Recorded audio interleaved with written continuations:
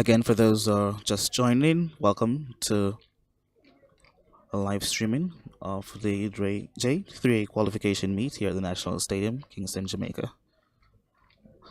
We've concluded three heats so far for the 100 meters women. And the first heat was won by Anthonique Strachan.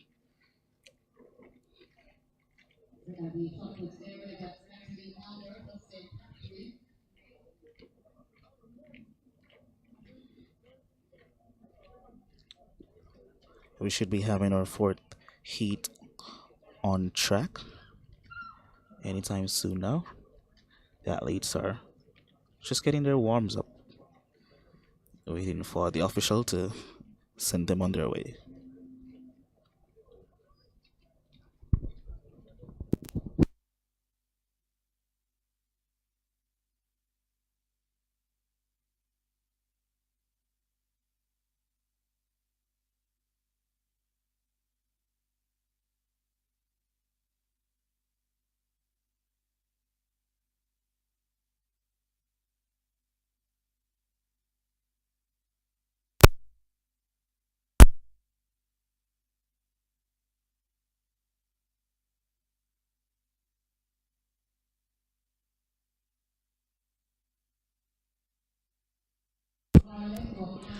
All right, so we're gonna have our final heat on track here.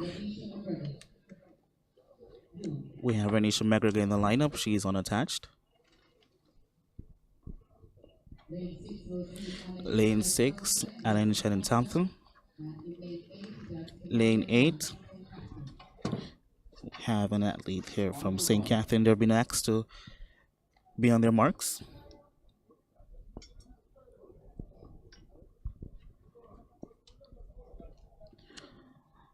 Let's see how this one turns out for the final heat for the women's 100 meters.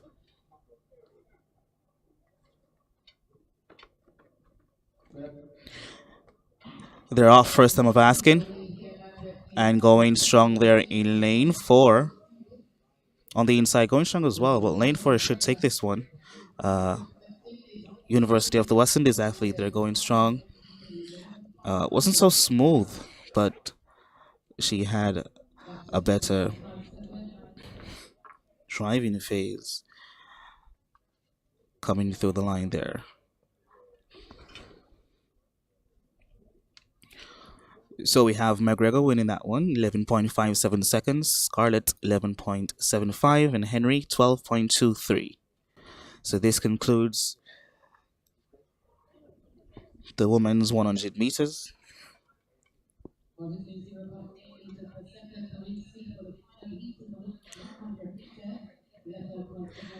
Again, we have just the right weather for track and field this morning here in Kingston, Jamaica.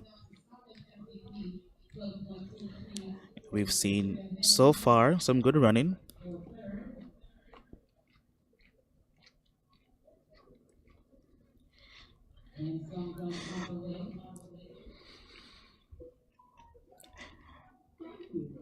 Again, we have the fastest Jamaican female athlete in the 100 meters this year so far, Natasha Morrison.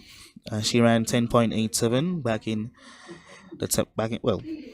April, on the 10th of April. Natalia White had the second fastest time and 10th in the world this year, 11.07 seconds. That was also ran on the 10th of April. And we have Kemba Nelson running 11.18 seconds, and that was on the 17th of April. So those are the three top fastest Jamaicans, female athletes in the 100 meters this year.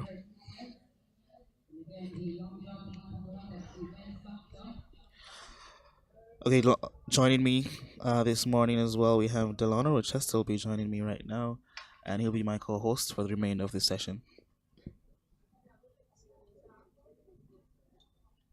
Thank you very much, Javid. It's good to have you here.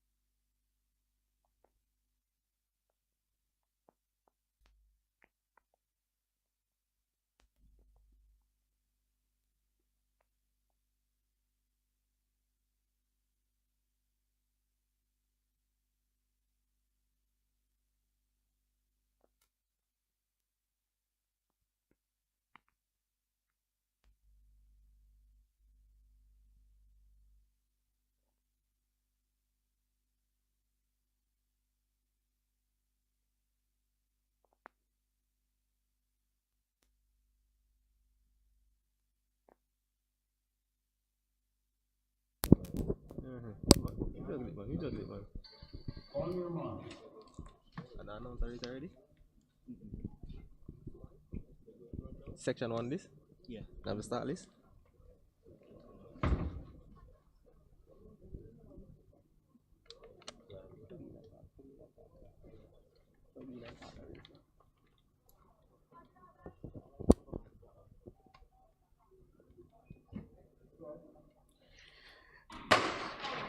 And fast start there for the first heat of the 100 meters for men.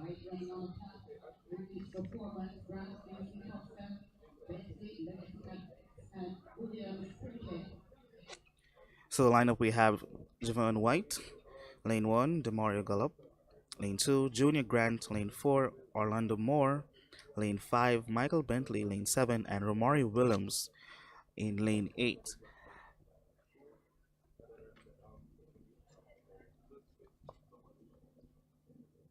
So if you're just joining us, good morning again from Track Alerts TV Live. My name is Matty Tapper. With me we have Delano Rochester and Javid Brand. we'll be bringing you through the action today. You've already seen the women's 100 meters, and now we're just about to get started for the men's. False start there from that section, and it seemed to have been Michael Bentley who was shown a yellow card. Generally, that's a card they show to the whole field, though.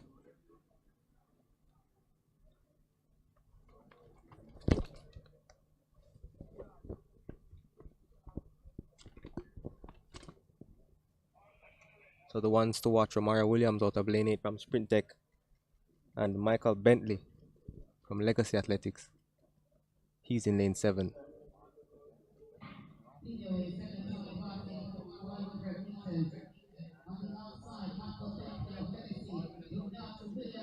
Mario Williams completely dominating this race.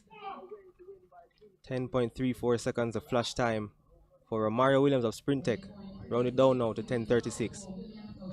Bentley was in second in 10.76, and in third was Grant, 10.85.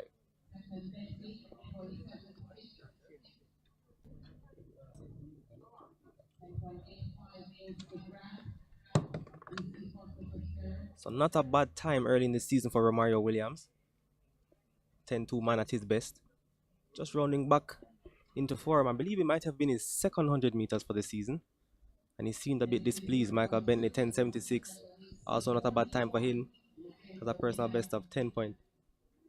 Somewhere in the 10.3 or 10.2 region, I believe. We also saw Michael Bentley there in second place, who recently made a move from the MVP track club over to Legacy. Of course, Bentley was a star athlete in his junior days at St. Jago, national junior champion at 100 and 200 meters. So it's good to see him out here competing. He actually finished high school as a junior, so he represented Jamaica at the junior level while he was at MVP. So even though he has been on the scene for some time, he's still quite young.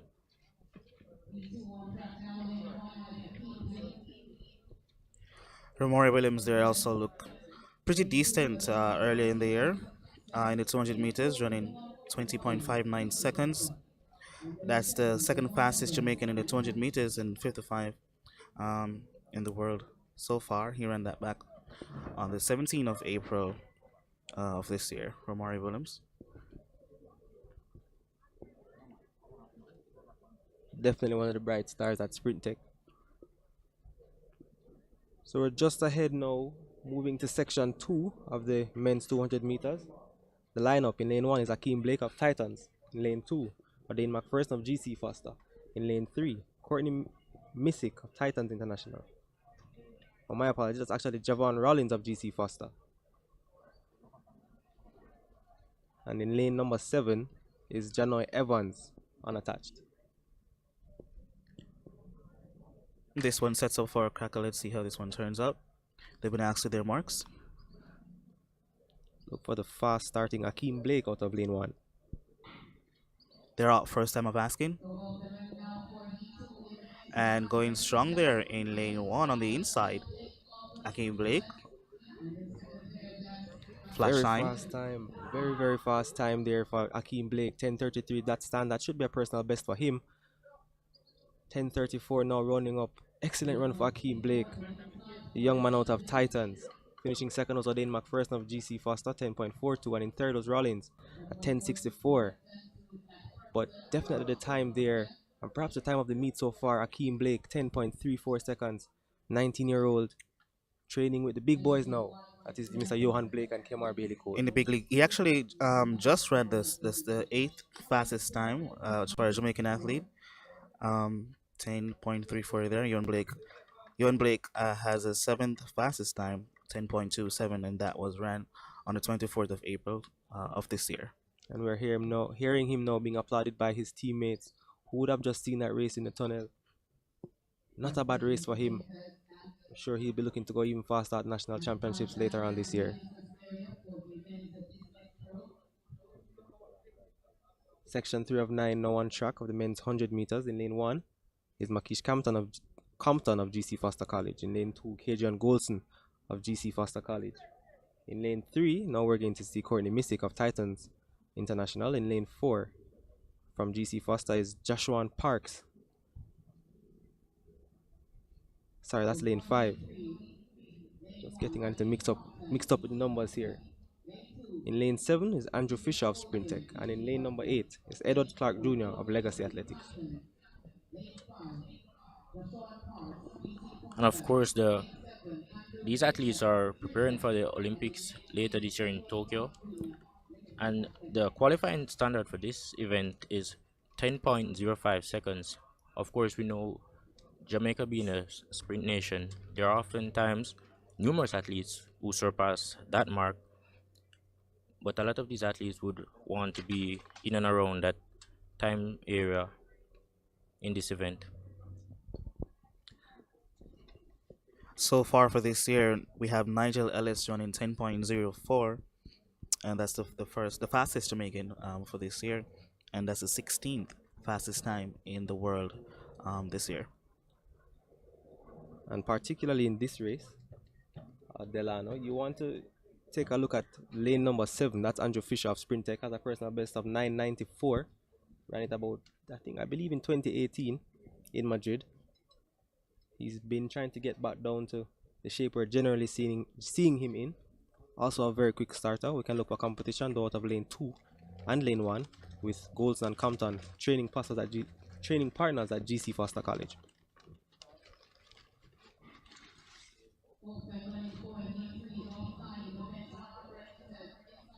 Sent off now, that's Compton of GC Foster on the inside and Fisher on the outside. Fisher takes it, 10:36.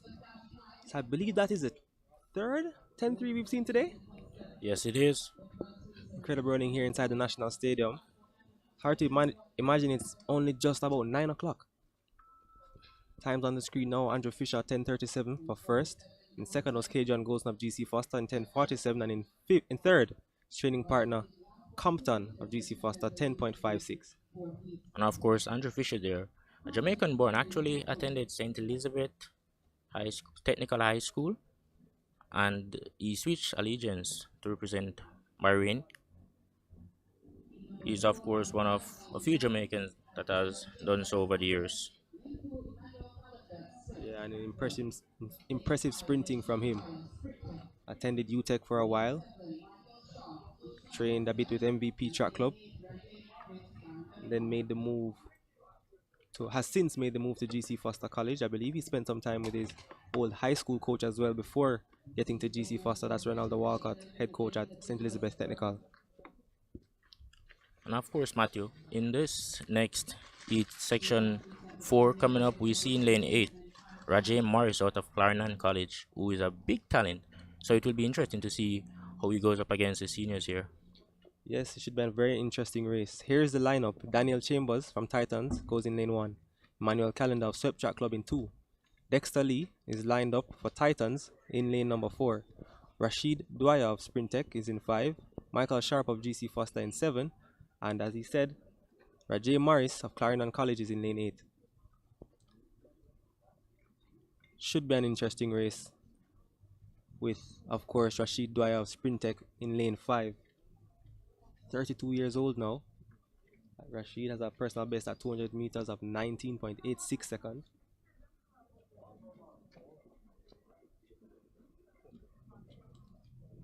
Of course, we'd love to see what Rajay can do here. Has run an impressive 200 meters this season. I believe he also won gold at Central Champs. I think he took the double, the 100 and the 200 for Clarendon College.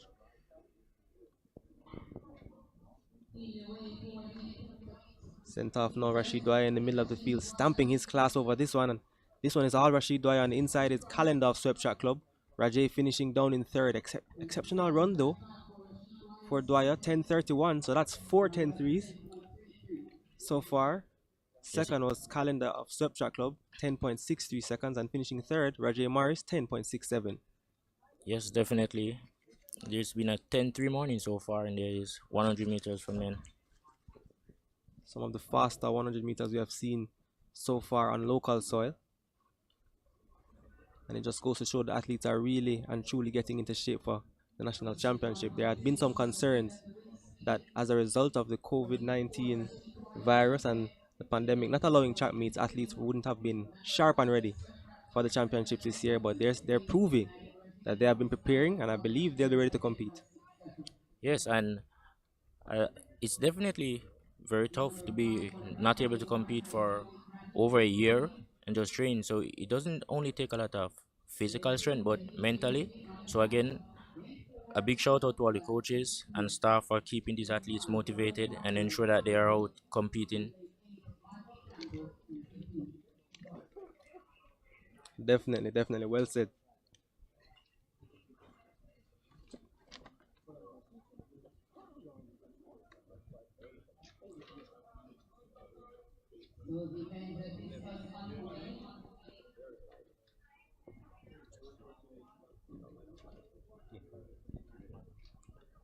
Section 5 now on track of the men's 100 meters.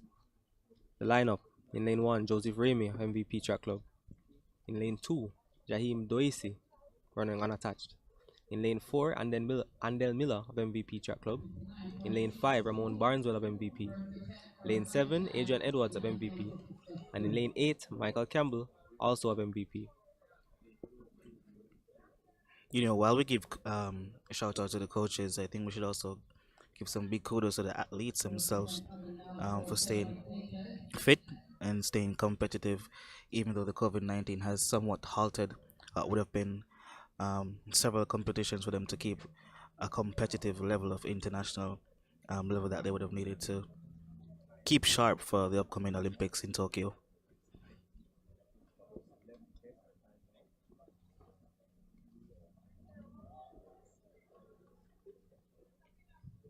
So no Adrian Edwards in lane 7 here. Athletes now back on their marks. Andel Miller in 4, Ramon Barneswell in 5. Ones to watch in this one. And they're out first time of asking, going strong there in lane 4, it seems. Lane 5 coming strong through the line, passing. And that's probably So that was Ramon Barneswell. 10.55 seconds. Miller there, 10.63. Campbell, 10.68. That rounds up the top 3 of that race. Wasn't a brilliant run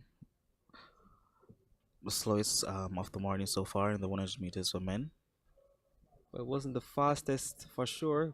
Unable to see the wind speed at this time, so it'd be definitely unfair to judge them so quickly. Ramon Barneswell 10:55, I believe it was a season's best for him. Andel Miller 10:63. Very good run, not a bad run from them both. Of course, Andel Miller, you'd have seen him at the national championship some years ago. I believe it was 2019. Ran 20.5 seconds, a stunning semi-final, and people have been looking for him to run as fast ever since. Back then he was not training with MVP Track Club. He's there now, so I'm sure he's adjusting well and looking forward to competing at the national later down in the year. And of course, these athletes would be aware of the 9.88 seconds clocking by Trayvon Bromell on Friday at the UNF Invitational in Jacksonville. Yes, Bramel has been showing exceptional form so far this season. Ran 10.0 seconds a couple weeks back in Eugene. So it was never a situation of us being unsure that he could do it. And it was just incredible to see him after having a torn Achilles some years ago coming back to this kind of form now. And if you listen to his interviews, you'll always hear him talking about his faith in God, which has pushed him to be where he is now. So kudos to him. And of course, there has always been an ongoing rivalry between the Jamaicans and the USA at the sprint event especially. And currently, the top two, the male and female world leading times so far this year in the 100 meters are occupied by American athletes, with Shakari Richardson having run 10.72 seconds for the women. But of course, we already know that Natasha Morrison did a big personal best of 10.88 clocking, 10.87 clocking. Section 6 now of 9 in the men's 100 meters. In lane 1 is Wavell Hines running unattached. In lane number 3, that's Javoy Tucker of MVP. In lane 5, we have the big Tajay Gayle of MVP, national record holder in the long jump.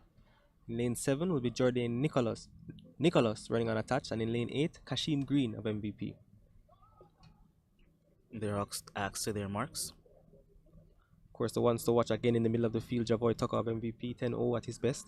Tajay Gayle has some speed as a national record They're holder all in long first time jump. of asking. And in lane 5, there seems to be Tajay Gayle cruising through the line. 10.57 seconds, pretty smooth. And clearly some gamemanship happening in that race. If you look at it, Tajay Gayle ran about 70 meters and began to shut down the race, going across the line in 10.59. His second was his training partner, Tucker, 10.78. Former Woolmerian standout. In third, as we see, Wavell Hines, 11.08. It's a name we generally associate with cricket. Yes, definitely. And of course, Gayle is no slouch over the 100 meters. He's just that good in the long jump, so he focuses mainly on it. But I think he definitely can put up a good fight over the 100 meters if he should turn focus on it. Definitely. The fastest time for the 100 meters men so far this year, as Delana mentioned, is occupied by a USA national, Fred Curley. He ran 9.91 seconds this year. That's a pretty fast time so early in the season.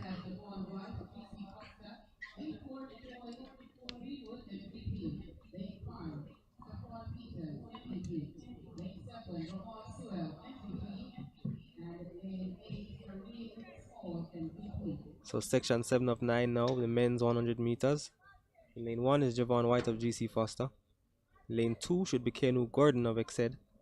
Lane 4, Nicole Greenwood of MVP. In lane 5, Stevan Peters of MVP. In lane 7 will be Ramon Sewell of MVP. And in lane 8, Kareem Small of MVP. So of the 6 athletes entered, from lanes 4 through 8 are all MVP athletes. No athlete in lane 2, and in lane 1 will be Javon White of GC Foster.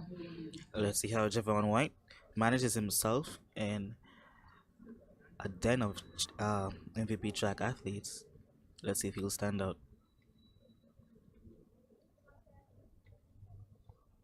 Perhaps a 1-to-1 in this one should be Kareem Small of MVP. He's on lane 8.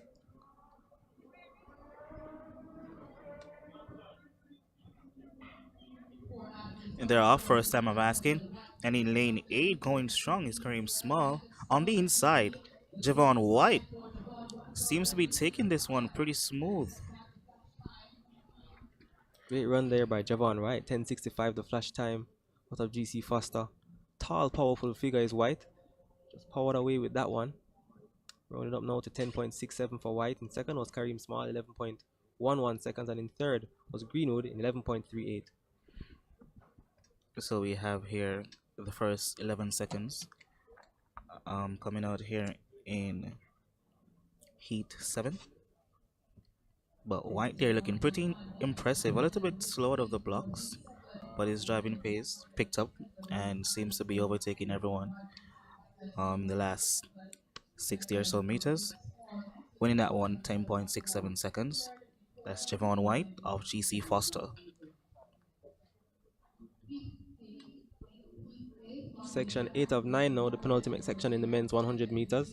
The lineup reads Rajay Hansen of MVP in 1, Nishan Ibanks of MVP in 2, Lenford Pinnock of St. Catherine goes in 4, Samuel Smith of MVP in 5, Ronaldo Granham of Exeter Community College goes in lane 7, and Rodane R. Scott of Exeter in 8.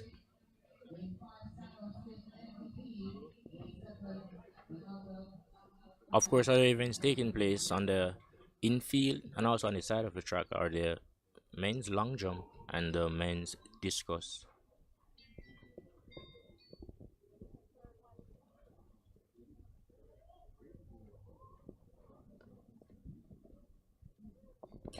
Again, if you're just joining us, welcome to the live coverage of Track Alerts covering the J3 National Trials here at the National Stadium, Kingston, Jamaica. We have a pretty decent weather here.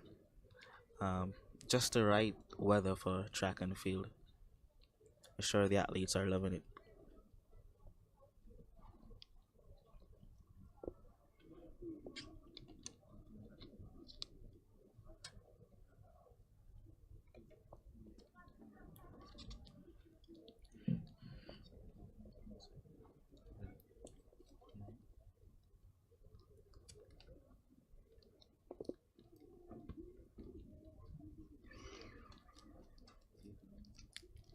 So we're about to have the second to last heat of 100 meters for men.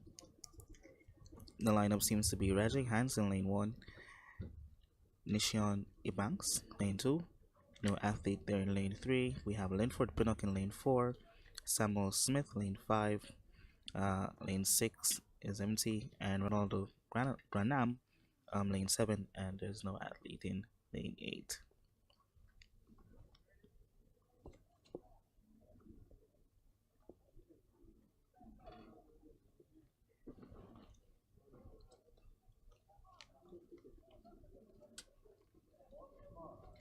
So the athletes are asked to their marks.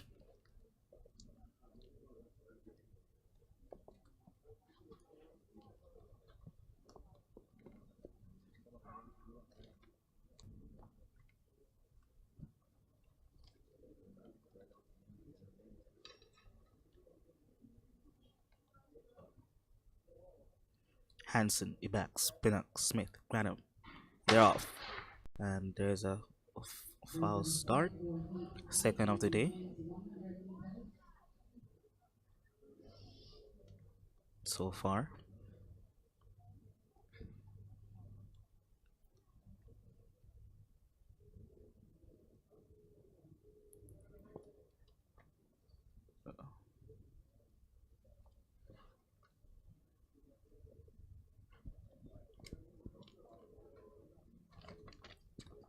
Let's see what the official has to say. Just a moment. So just to give you the lineup again, Nishan Ibanks of MVP is in lane 2. Lenford Pinnock of St. Catherine in 4.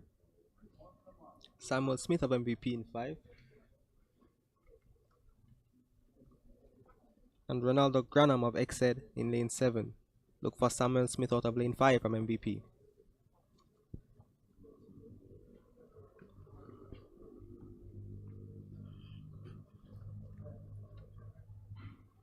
clean start this time.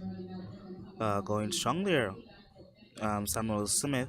And on the inside, going well as well is Nishani Banks. And Samuel Smith took this one in a flash time of 10.65.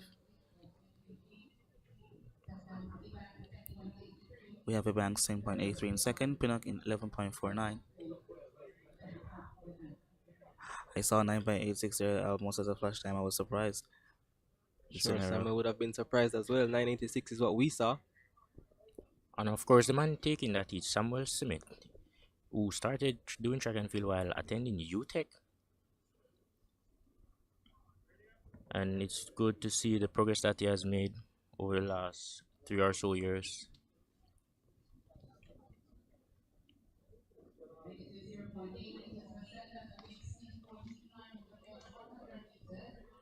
Wind speed was negative 0.8 meters per second for that run.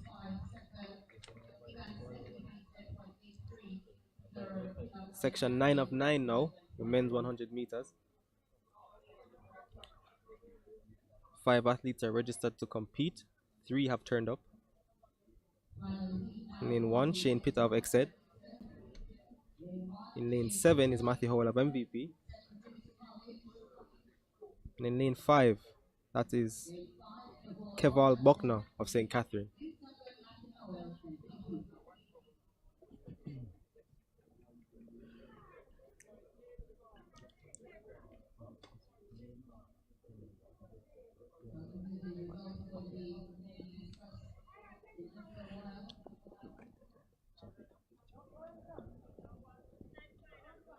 So Matthew, who is the one that we should be looking out for in the final heat here? I'm not sure who to tell you. I can tell you though that the young Keval Buckner of St. Catherine is 17. He's in lane 5, and in lane 7 is Matthew Howell, he's 29. So one athlete is competing with another that is 12 years older than him. But that's the sport we have here. He's with the big boys. They're our first time of asking. 3 athletes competing here, going strong on the inside is Shane Pitter. He should be holding off for this one as he's driving to the line. Flash time 11.28 seconds. And this concludes the final of the 100 meter for men here at the National Stadium. The official time now is 11.32 seconds for Pitter, Buckner 11.59 seconds, and Howell 11.70 seconds.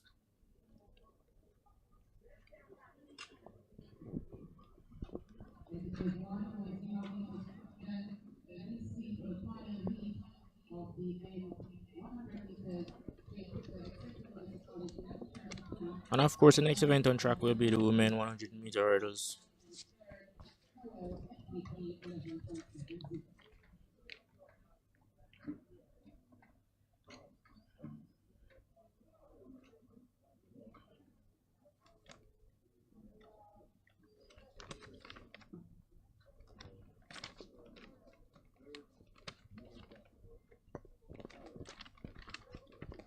Please don't go anywhere, stay with us as we go for a commercial break.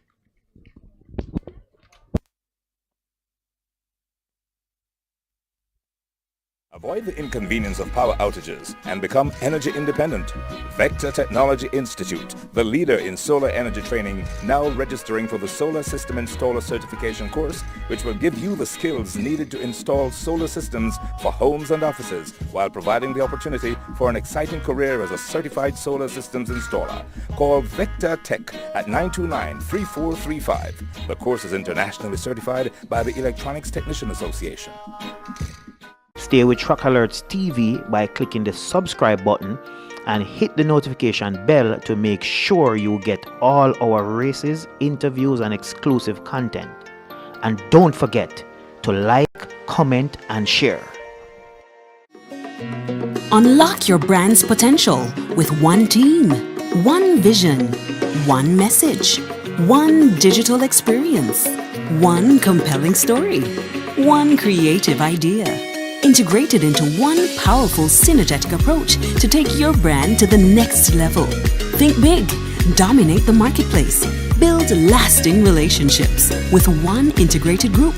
One group, curating your amazing stories. Hosting a function or event? Want it to be streamed live on Facebook, YouTube, or Zoom? iView 365 can help you. We specialize in sporting events, stage shows, funerals, concerts, conferences, church services, graduations, and many more. Call or text us at 876-893-4157 or email anthonyfoss@gmail.com. That's ANTHONYFOS@gmail.com. What great stories do you want to tell today? We are your storytellers. We are Digital Video Concept. Trendsetters. Employing cutting-edge digital editing technology to deliver superior products on time, every time. Producing extraordinary imagery with high-definition cameras on the ground and in the sky. Excellence is in our nature.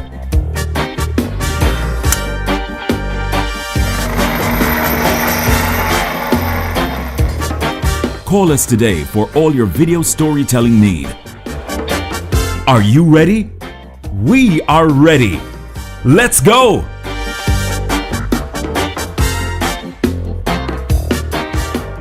Advertise on our live streaming on Track Alert's social media pages, which provides the most prominent online viewership from track and field meets in Jamaica.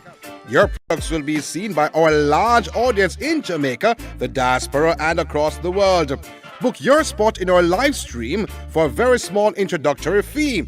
Call or text us at 876-893-4157 or email anthonyfoss@gmail.com. Trackalerts.com from start to finish. 10.29 seconds for Yohan Blake. An impressive run. Avoid the inconvenience of power outages and become energy independent. Vector Technology Institute, the leader in solar energy training, now registering for the Solar System Installer Certification course, which will give you the skills needed to install solar systems for homes and offices, while providing the opportunity for an exciting career as a certified solar systems installer. Call Vector Tech at 929-3435. The course is internationally certified by the Electronics Technician Association. Hi, my name is Shelly-Ann Fraser, Olympic and World Champion. For your latest track and field news, log on to trackalerts.com. Trackalerts.com from start to finish.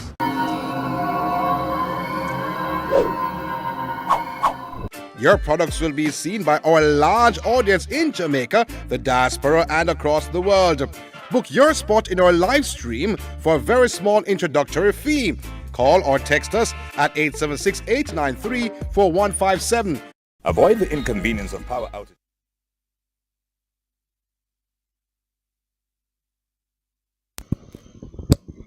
Welcome back to the JAAA Qualification meet here at the National Stadium. And the next event on track will be the men 110 meter hurdles.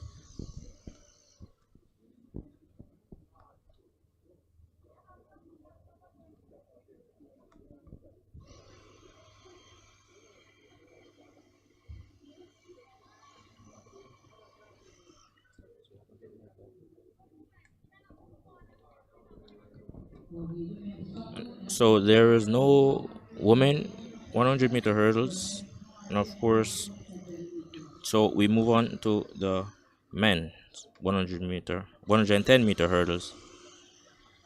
And for this one, I'm seeing just one section, and there are two athletes. In lane 4, Deuce Carter of Legacy Athletic, and in lane 5, Lloyd Facey of MVP Track. Of course, we would all remember Deuce Carter from a few years ago. He was running very well. At that time, he was coached by Fitz Coleman at UA, but has since then made the move and is now representing Legacy Athletic.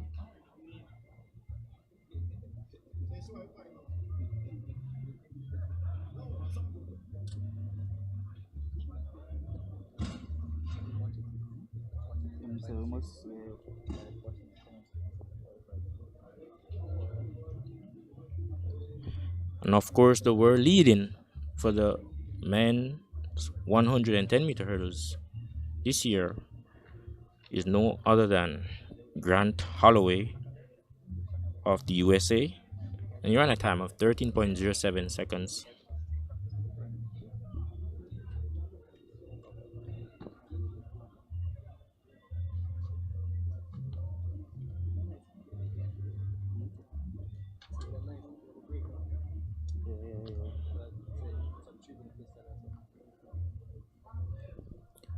And of course, the national record for this event is held by no other than Omar McLeod in a time of 12.90 seconds.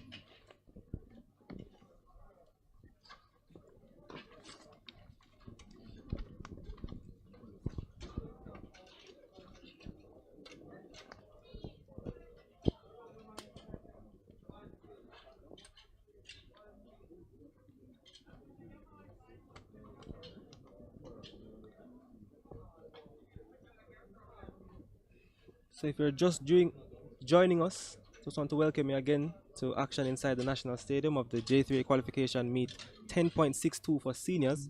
We're just about 4 minutes away from the start of the men's 110-meter hurdles, and we had a little we had a little trivia for our viewers this morning. The question I have for you, particularly for our YouTube viewers, and the first person to comment wins. Who is the fastest Jamaican over 110-meter hurdles this year? We're looking for the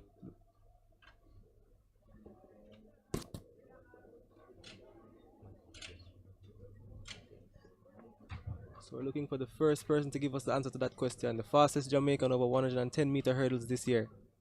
Looking at our YouTube comments. And please remember to like, subscribe, and share. We need the time as well. We're seeing some names, but we need times.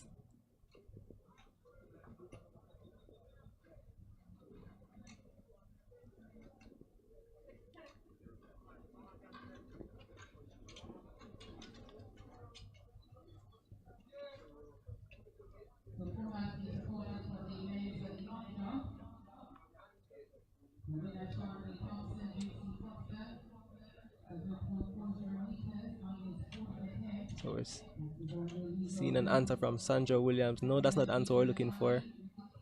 I think Malik East. I'm seeing Malik East. Let me see if that was the first one who said it. We want the name and the time, guys. I seen somebody says Broadbell, my classmate from St. Jago days. David, give us the next. Okay, D Sterling. Rasheed Broadbell 13.15. That is correct. So the winner is for that one, D Sterling. Congratulations. What can we give you? Can give you a smile and a congratulations. For now. Thanks for tuning into Track Alerts TV. We have some more trivia coming up. And of course, for the 110-meter hurdles, we only have 2 athletes facing the starter.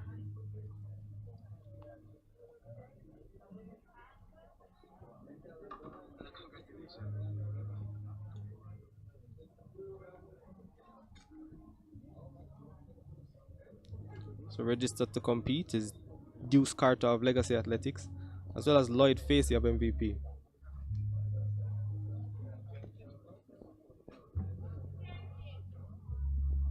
And I was telling the viewers earlier that Deuce Carter burst onto the scene a few years ago,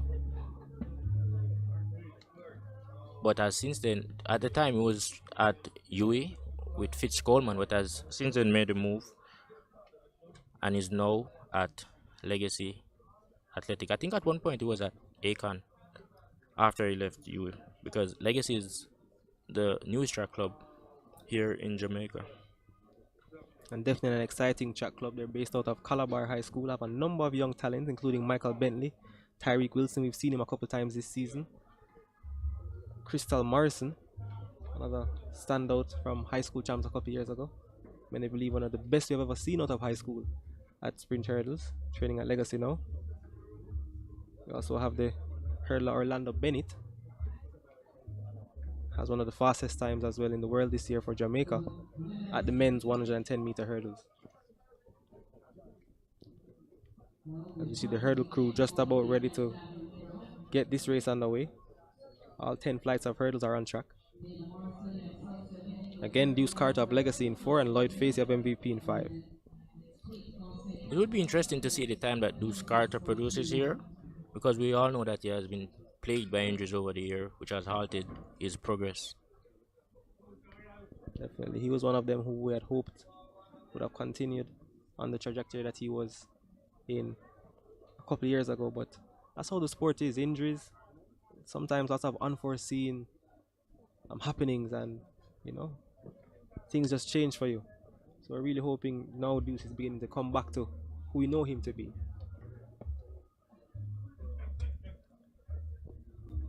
Seems like our viewer Seaview British says we can give away Digicel top-up. So it sounds like British will be sponsoring this giveaway. Thank you very much, Seaview. We'll message you for your information. Definitely. And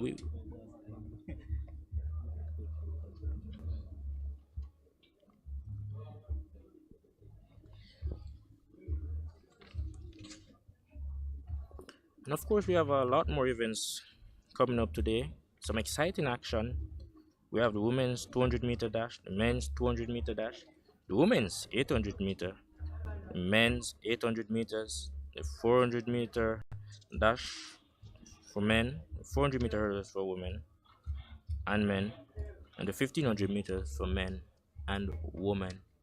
So a lot of action to come. Please stay tuned and don't go anywhere as we bring you live action with commentary and results throughout the course of the day.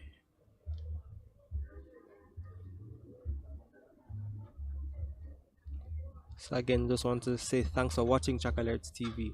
Whether you're here for the first time or a regular fan, we can't say thank you enough for your support. Please continue to show your support by liking and sharing our content. Also, if you have not done so yet, please subscribe and click the notification bell to get notified when you go live or post a new video.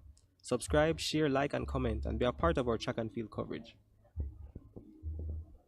And of course, the hurdles is one of those very technical events in track and field. Of course, between the each hurdles athletes usually take about 3 steps before clearing, and it's usually 10 flights that they clear. So certainly a lot of biomechanics involved in that one. Definitely one of the more difficult sprint events on track, Delano. Takes some amount of hip strength.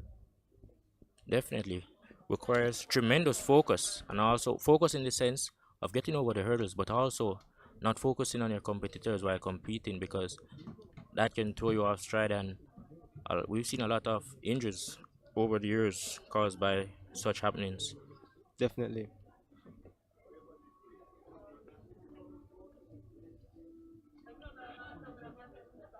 Athletes now seem ready. Starters seem ready, as they're now standing behind their blocks ahead of the start of this one.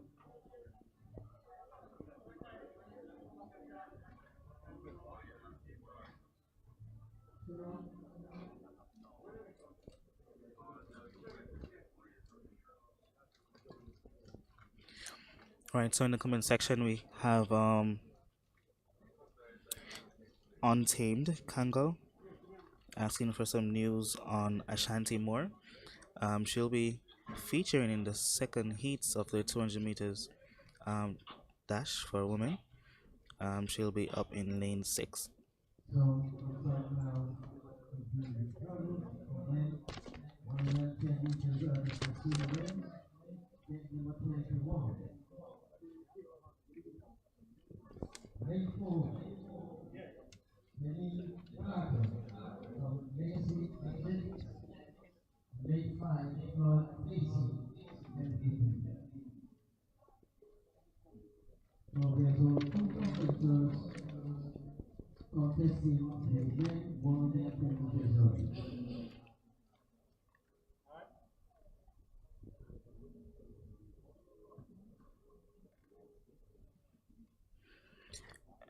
And some of our viewers wants to find out who are the hosts for this event, for Track Alerts. Again, my name is Javid Bryan. Alongside me is Delano Rochester and also Matthew Tapper. Matthew Tapper. Athletes are on their marks now.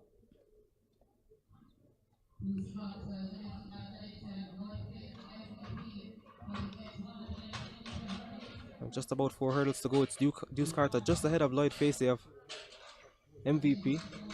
And they go neck and neck to the line. 14:26 the flash time. Not one of the fastest times we've seen this year, but nonetheless, they both completed the race healthy. And of course, there who would have crossed the line first. Of course, there we saw Lloyd Facey taking that one in 14.29, and we saw where he actually hit a lot of the hurdles, and that's one thing about the hurdle event, especially the 110-meter hurdles and the 100-meter hurdles for women. Once you start hitting hurdles, it's usually very difficult to stop hitting them. So we saw there where once he started clashing in the hurdles, he didn't really stop until he got over the last one. So that's one thing to note about the hurdle event. Definitely. Posture is of utmost importance when coaching the sprint hurdles, as I'm a sprint hurdles coach myself. So it's something that the sprint hurdles coaches tend to stress, especially for the men. The women, the barriers don't seem to be as high when you compare the height to the professional men's height. Lots of the times the men tend to shuffle more than the women do, and as a result, their posture needs to be a little bit more, I want to say, pristine. Given your experience coaching the hurdle event, we've seen over the years where, especially with the men, no particular athlete has ever been on the scene like dominate for an extended period of time, as we've seen in other events. Do you know what might have attributed to such happenings in the hurdle event particularly? Well, I believe for the men, it takes such a toll on the body that a lot of the times you'll see that athletes who dominate right now get hurt for even a season or two. I've heard that Omar McLeod has had some injury concerns, so too has Hansel Parchment.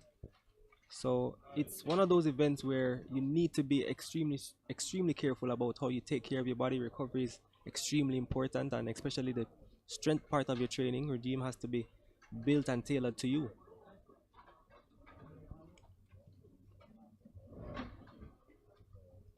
Of course, Ansel Parchment, we would all remember, who did so well in the hurdles over the years. But one thing, he didn't have the particularly best start. I think that might have been an height issue. I'm not sure. But he didn't have the best start. But he usually flies at the finish. Well, taller hurdlers, I guess it's a biomechanical thing, but taller hurdlers tend to not have the best of starts. I remember a couple of years ago, we'd see Louis Zhang and Darren Robles competing against each other. Both were extremely tall athletes. Never had the quickest of starts as you compare them to, let's say, Aries Merritt, the American record holder. He has a very, very quick start and he's on the shorter side of things, as a hurdler at least. It's just one of those things. We have in the comment section, Dale Webb is asking about Oblique Seville. He has the 4th fastest time for a Jamaican male athlete in the 100 meters. He ran 10.19 on the 13th of March this year, and that was here at the National Stadium. And of course, Oblique Seville is one that Coach Mills has high expectations of. I remember seeing about a year ago where we posted him saying that he will be one to watch for sure. And we all know what a super talent the young man is from his days at Calabar at Champs. And many people don't know Oblique Seville was actually a homeward athlete, transfer. Came to Calabar with about 2 years left for him to compete in high school and used those 2 years, maximized it. Can't imagine the amount of college offers he might have had. Running so fast at Champs, I believe he equaled the boys' Champs Class 1 record at 100 meters. So an impressive talent, and he's doing well at Racers Track Club. Definitely has an opportunity to make the Olympic team this year. Being his first year as a senior, I believe, first or second? I think it is second, if he didn't leave high school 1 year early.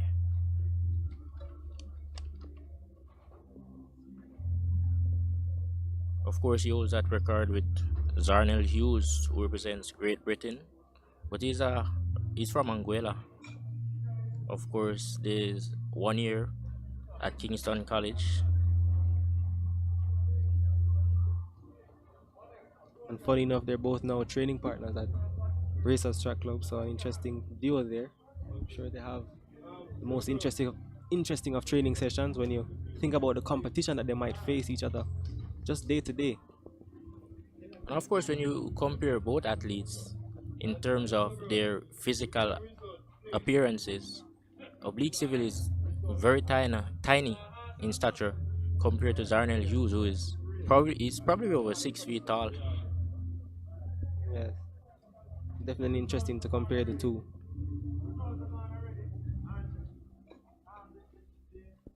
And what you'll find again, Delano, is that the shorter athlete, who is Oblique Seville, has the quicker start. And we see that as well in the sprint hurdles, as we mentioned earlier. Shorter sprint hurdlers tend to have the quicker start. But then once we get to top speed maintenance, that is where your height will give you an advantage.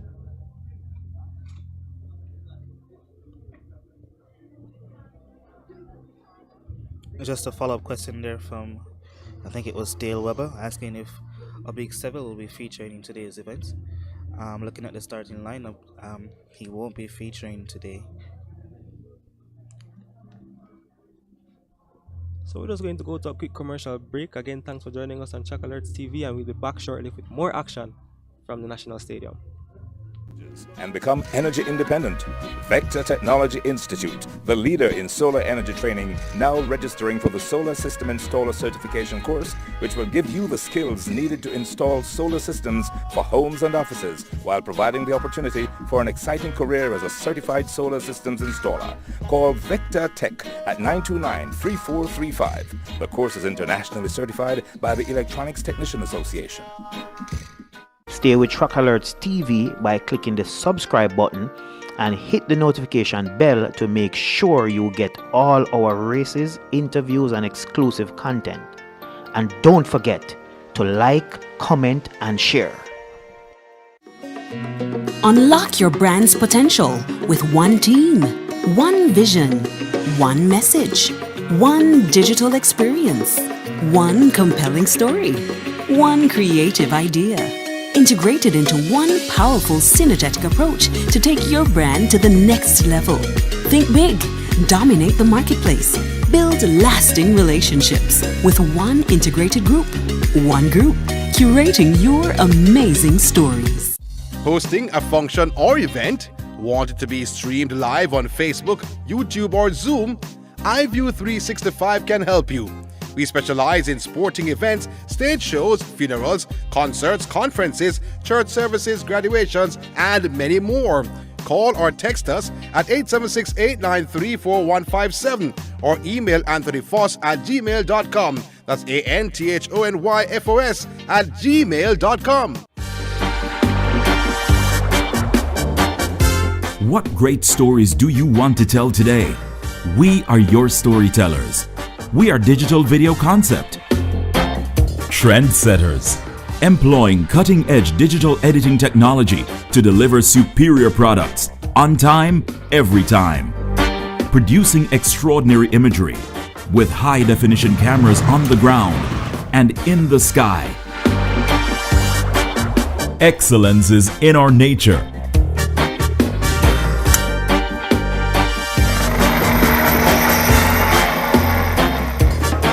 Call us today for all your video storytelling need. Are you ready? We are ready. Let's go!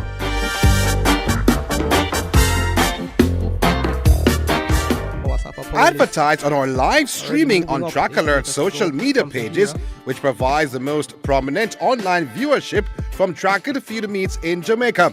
Your products will be seen by our large audience in Jamaica, the diaspora, and across the world. Book your spot in our live stream for a very small introductory fee. Call or text us at 876-893-4157 or email anthonyfoss@gmail.com. Trackalerts.com from start to finish. 10.29 seconds for Yohan Blake. An impressive run. Avoid the inconvenience of power outages and become energy independent.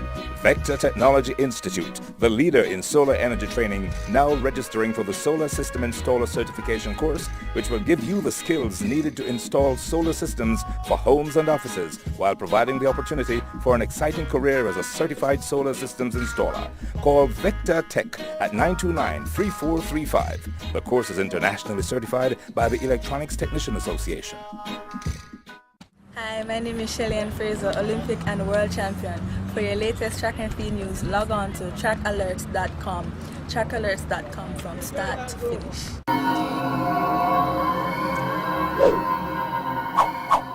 Your products will be seen by our large audience in Jamaica, the diaspora, and across the world. Book your spot in our live stream for a very small introductory fee. Call or text us at 876-893-4157. So welcome back to live action from inside the National Stadium. Again, you're listening to Matthew Tapper, Delano, Rochester, and Javid, Brian.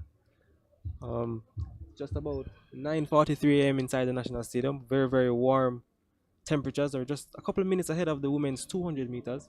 But before there, we want to give you some results from some of the races we saw happening earlier.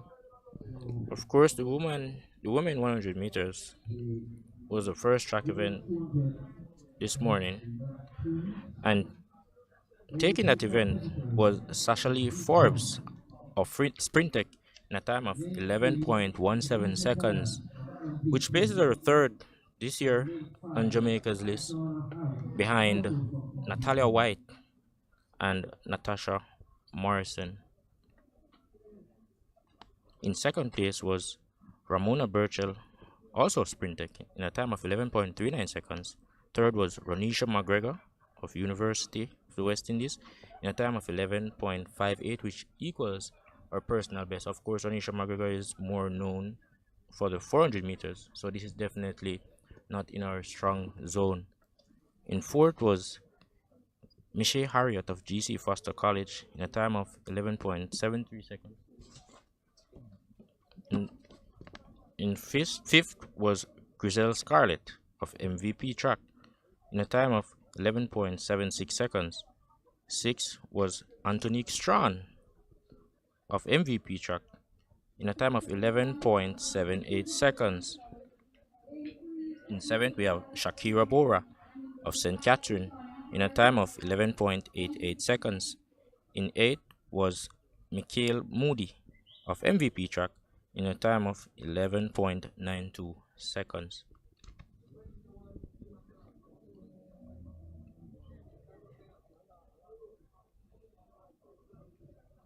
In just short order, we'll be having the first heat of the women's 200-meter dash. And the lineup that we have here in lane 3, we have Khadijah Dallas, lane 4, Vanessa Crooks, lane 5, Tishana Harris, and in lane 6, Ramona Hilton. So that's the lineup we have here. And this will be on track next.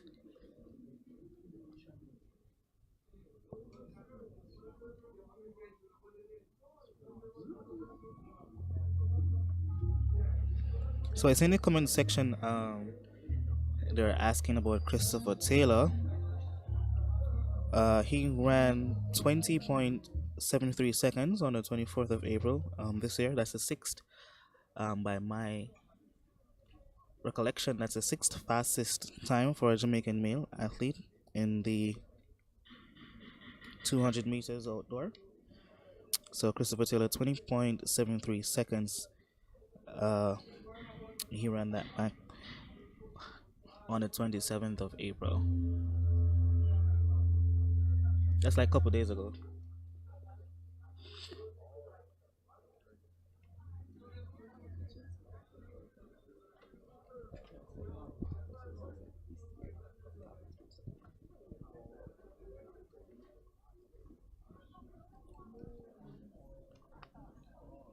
So the lineup for this one again is in lane 3, Khadijah Dallas of MVP track. Lane 4, Vanessa Crooks, swept track.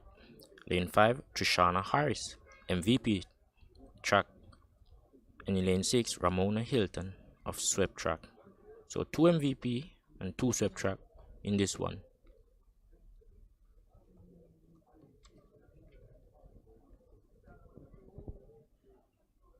So we can look for the fast starting Khadijah Dallas in lane 3 of MVP. Generally really nice to see the quick starters on the inside. Starters now just testing the gun. Seems to be some kind of technical difficulties happening at the top of the bend there.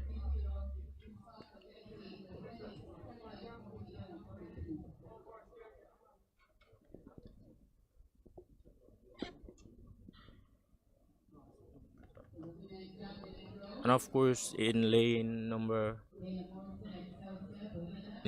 4, Vanessa Crooks is more known for the 400 meters, so this is definitely not our strongest event. But we see over the years a lot of athletes who do the longer distances sometimes compete in the shorter distances, and likewise a lot of athletes in the shorter distances compete in the longer distances, so to gain strength, and some do it to gain speed, which is very important in maintaining that balance between speed and strength in track. It's definitely a style of training that coaches tend to use. It has proven to be effective over the years, as you find that the 200 meters or the 400 meter runs you get in training, you won't get it with the same effort as they tend to do it here on the track. I guess we can accredit that to adrenaline and just competition nerves, as some would say.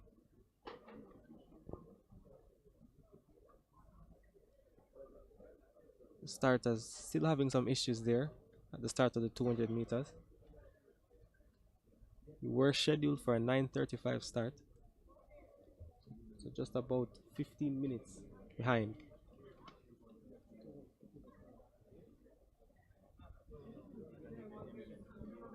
Also, Khadijah Dallas is another athlete that has switched clubs, as she was at GC Foster College a few years ago. Now she's competing for MVP. I think earlier in her years after high school, she competed in the American Collegiate Track and Field, but made a return to Jamaica. So just two starters in this one. That's Dallas of MVP. On her outside seems to be Trishana Harris of MVP. So no Crooks or or Hilton here. And Dallas takes this one. About a 50 meters to go. There'll be no catching Dallas. Looking tall, knees are striking high. Comfortable run for her. 24.38 seconds of flash time for Kadisha Dallas of MVP. A pretty decent curb coming on to the 100 meters. This is driving home neat and safely. That was Dallas, 24.41. Harris, the only other athlete in that race, 25.72 seconds. And of course, that race was completed into a negative 0.6 meters per second headwind. And of course, the world lead for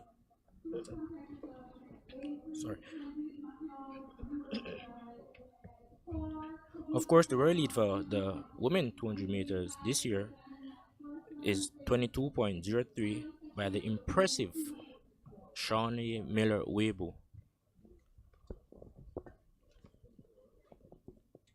Section 2 of the women's 200 meters promises to be an exciting one. In lane 3, we'll have Candice McLeod of the University of the West Indies. In lane 4, Kashika Cameron of MVP. In lane 5 will be Stephenie-Ann McPherson of MVP Track Club. In lane 6, we'll get to see Ashanti Moore, formerly of Hydel, competing unattached in lane number 6. And in lane 7 is Felicia Brown, also unattached.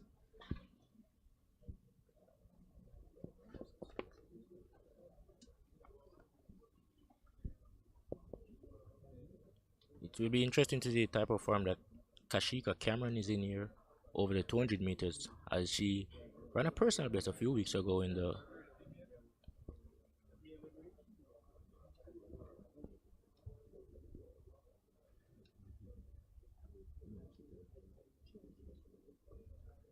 She ran a personal best of 11.24 seconds a few weeks ago in the 100 meters, so it will be interesting to see her time here in the 200 meters.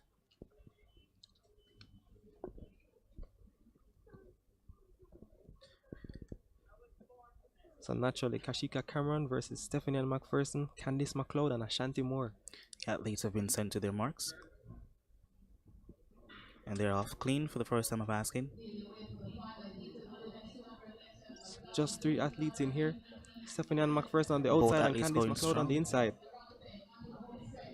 100 meters to run. It's Candice McLeod on the inside. Stephenie-Ann McPherson is also there. Kashika Cameron on the inside. In the middle. Stephenie-Ann McPherson though powers away from Candice and Kashika. 23.02 the flash time. All 3 athletes have been running very, very fast this year. 23.06 McPherson now. McLeod in second, 23.40 seconds. And Kashika Cameron, 23.83. Anticipated the time to be a little faster, but they ran it into a negative 1.6 meters per second headwind.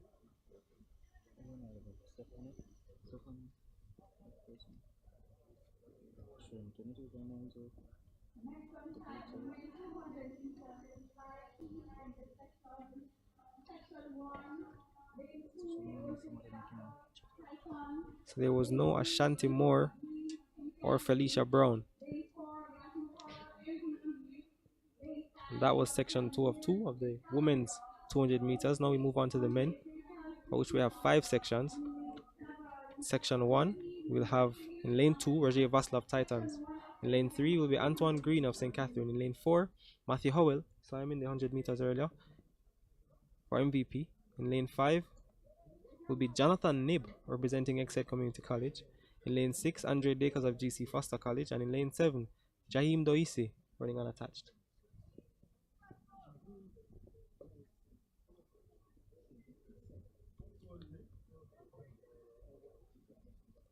So based on the lineups I'm seeing here, it seems the races may get faster and faster with each heat. One of the things though that we will be contending with is the wind. It tends to pick up at this time of the morning.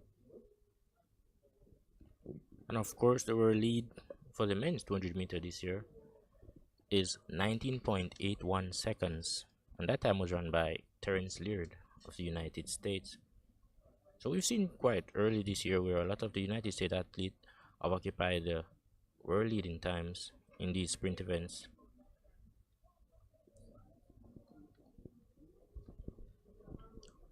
And by my recollection, Kareem Bartley has the fastest time this year so far. In the 200 meters for men, 20.42 seconds.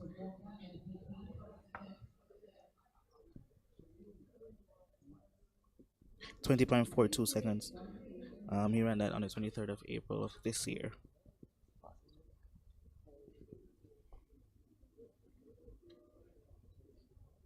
So the athletes have been sent to their marks. This should set up for a cracking, exciting one here.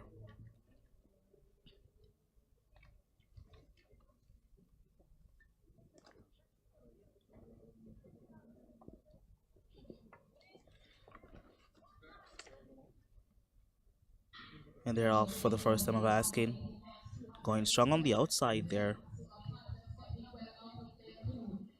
Andre Dakers coming off the curb ahead. And on the inside going well as well. But Andre Dakers is driving home. And with just 20 to 30 meters left, takes this one home. Pretty easy and comfortable. Actually winning that one is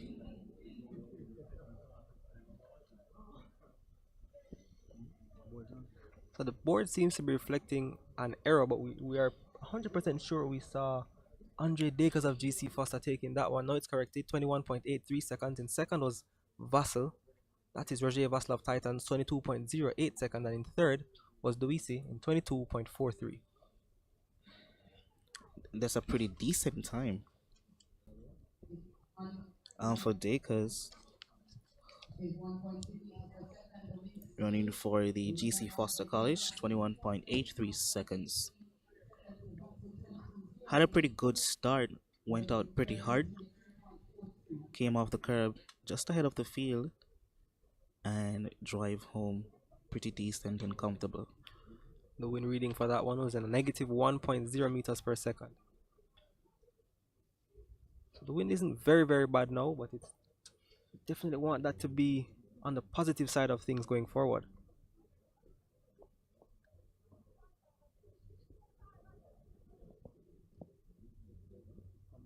And for our listeners who don't quite understand the wind reading system, whenever an announcer says it's a -1, -2, -3 wind, the bigger the number after that, it's the stronger the breeze they have to run into. When you talk about a positive wind, that is where the wind is helping them, and the bigger the number after the positive, of course, the bigger it is helping them. So you'd expect a race with a +3 wind to be a lot faster than a race with a -3 wind. And of course, if an athlete runs in a positive 3.0 wind, the time would not count as a legal time, because if the wind speed exceeds 2.0, it's a illegal wind because it's helping the athlete a lot. Section 2 on chat now, just 3 athletes reporting.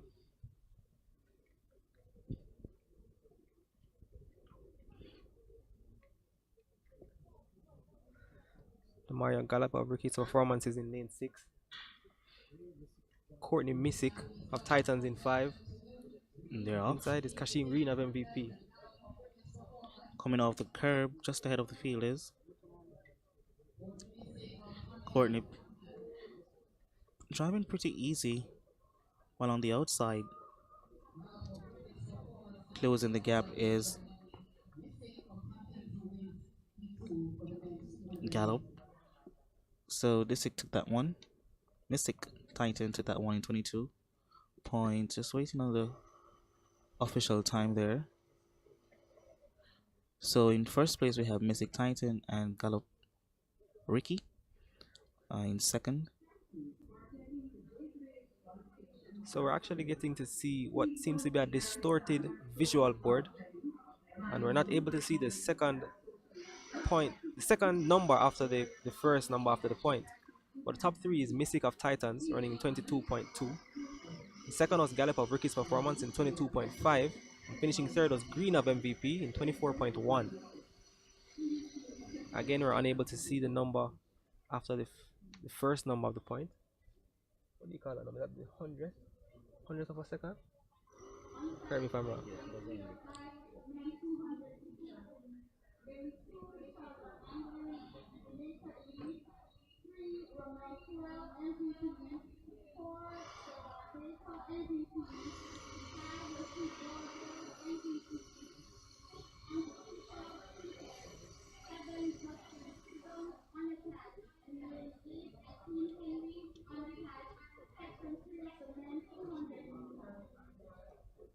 Section 3 now on track of the men's 200 meters, and it gets a little bit hotter inside the National Stadium.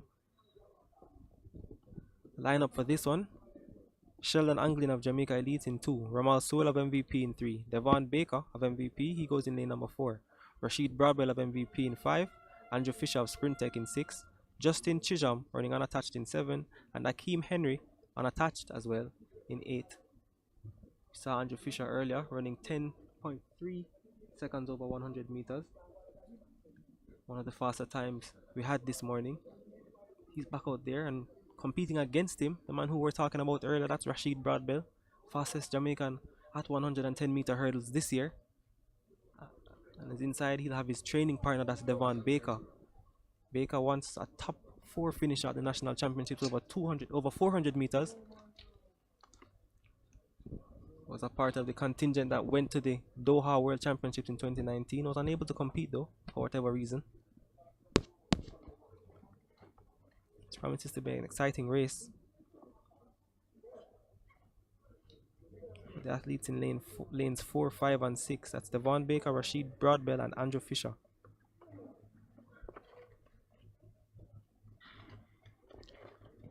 Sent off now. Quick start by Andrew Fisher. That was expected, and his inside though. Rasheed Broadbell is chasing, so too Devon Baker on the inside. Those three will break into the corner first. Rasheed Broadbell leads Devon Baker and Andrew Fisher.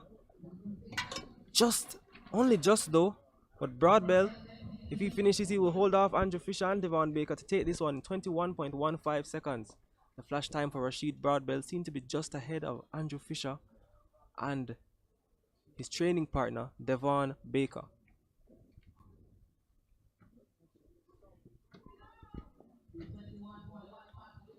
21.15 the time now on the board for Rasheed Broadbell. Finishing second was Chisholm in 21.29 seconds, and third was Devon Baker in 21.33.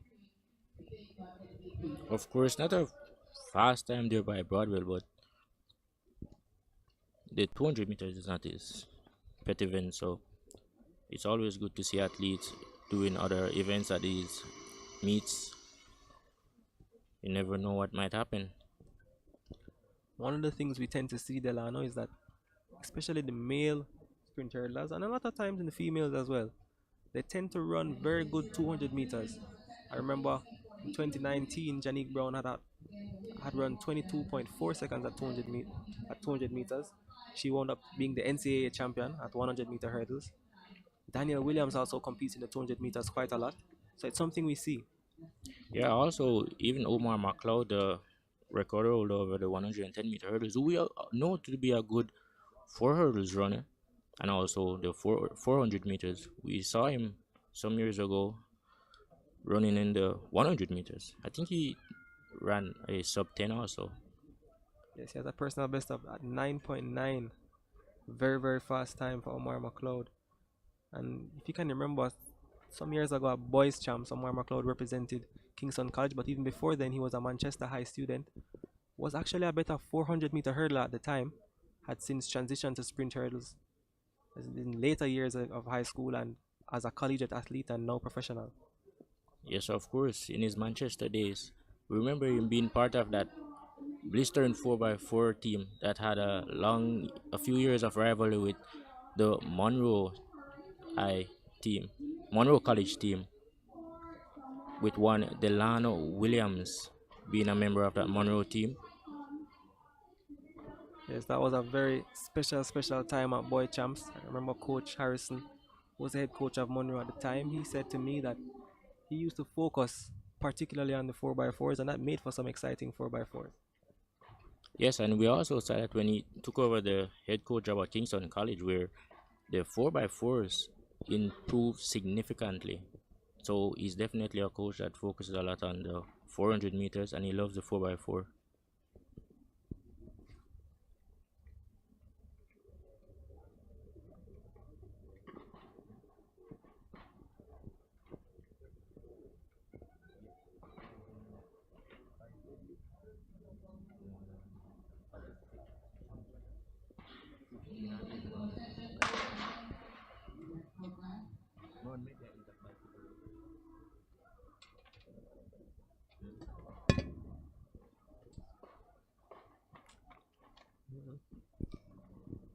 Section 405 now on track.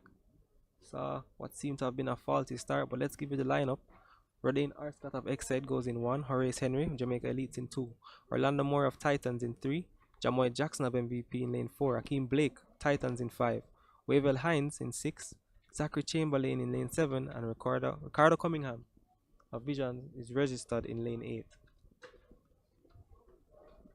Look for Jamoy Jackson out of lane 4 to do the bulk of the running, as well as Akeem Blake in lane number 5. Blake ran 20.7, I believe, some time ago. No, that was last week. Very fast time there for him. Formerly of Merlin Otti High School. Made an error with that high school last week. I'm sorry about that, Akeem. So the athletes are being sent to their marks. Second time of asking.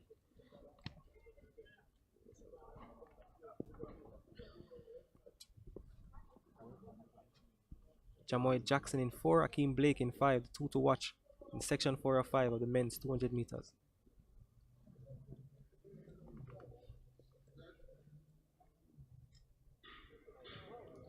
Another faulty start. And one of the athletes has gone almost to the curb. So it seems to have been the athlete out of lane 1 who would have made it a false start. That's Rodane Arscott of Exed Community College. Being called back to his blocks now, and I'm sure he'll be shown the red card. This being the second attempt at starting this race. Let's hope he has not exerted a lot of energy, if it is that he's been placed back into the lineup.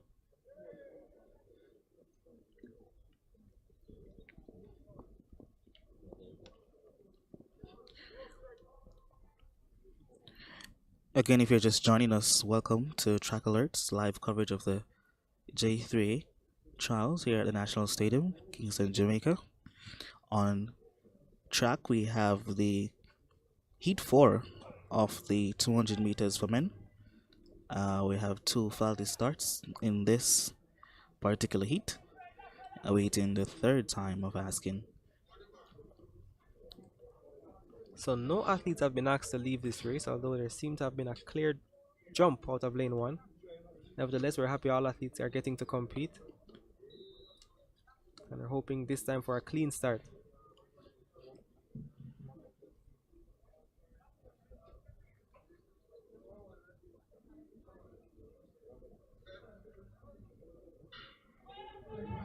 Clean time this time of asking, running there pretty smooth, pretty fast. All of the athletes almost head to head, coming off into the curb in lane 3.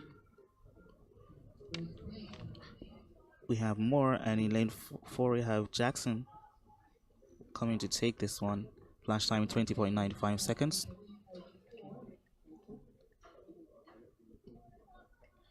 Akeem Blake, rather, 20.98. Jackson, 21.54 seconds.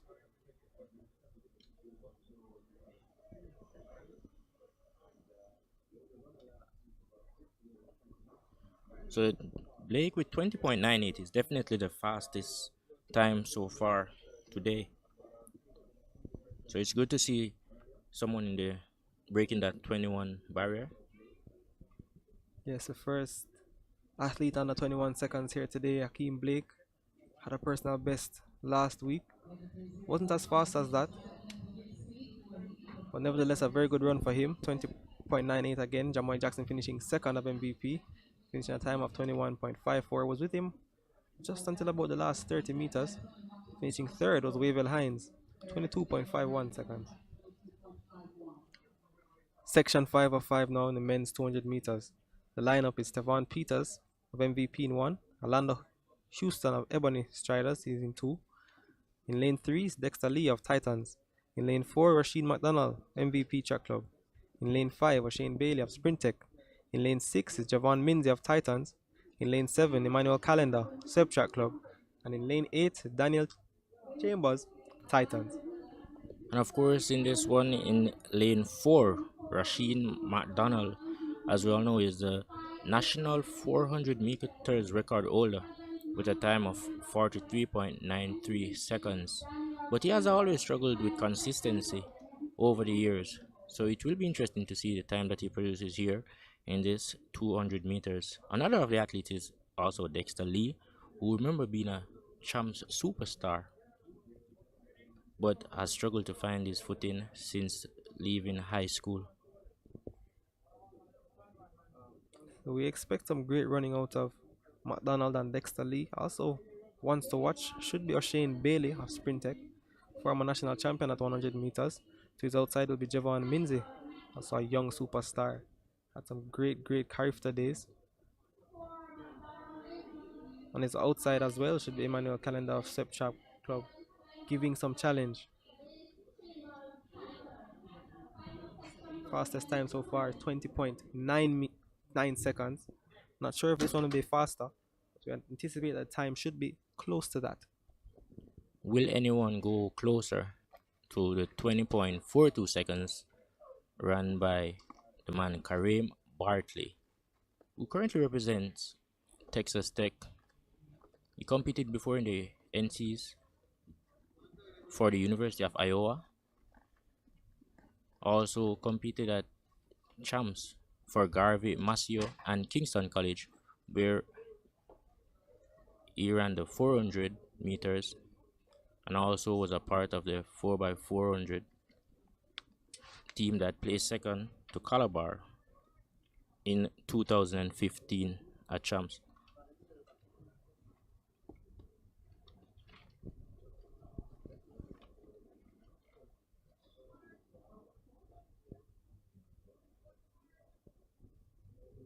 We've seen over the years, though, Matthew, where a lot of the athletes have made a lot of moves in switching clubs.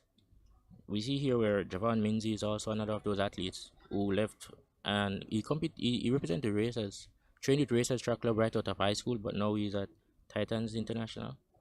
Yes, actually spent some time at Racers, spent some time at MVP as well, now at Titans. Hadn't had the best of years at MVP. I guess that's why he decided to move once more with his training partners, a couple of them that he would have trained with at Racers, now at Titans. Athletes are on their marks and ready to go for this final section. Sent off now, Emmanuel Calendar on the outside running well. So too is Oshane Bailey.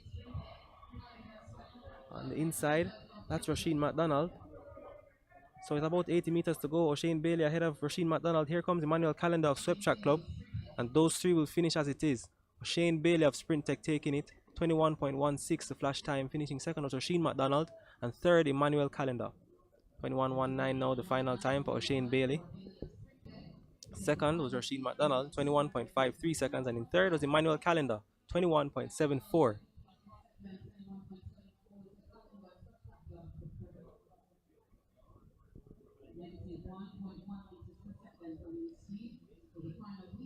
Wind speed for that one, negative 1.1 meters per second. That rounds up the men's 200 meters.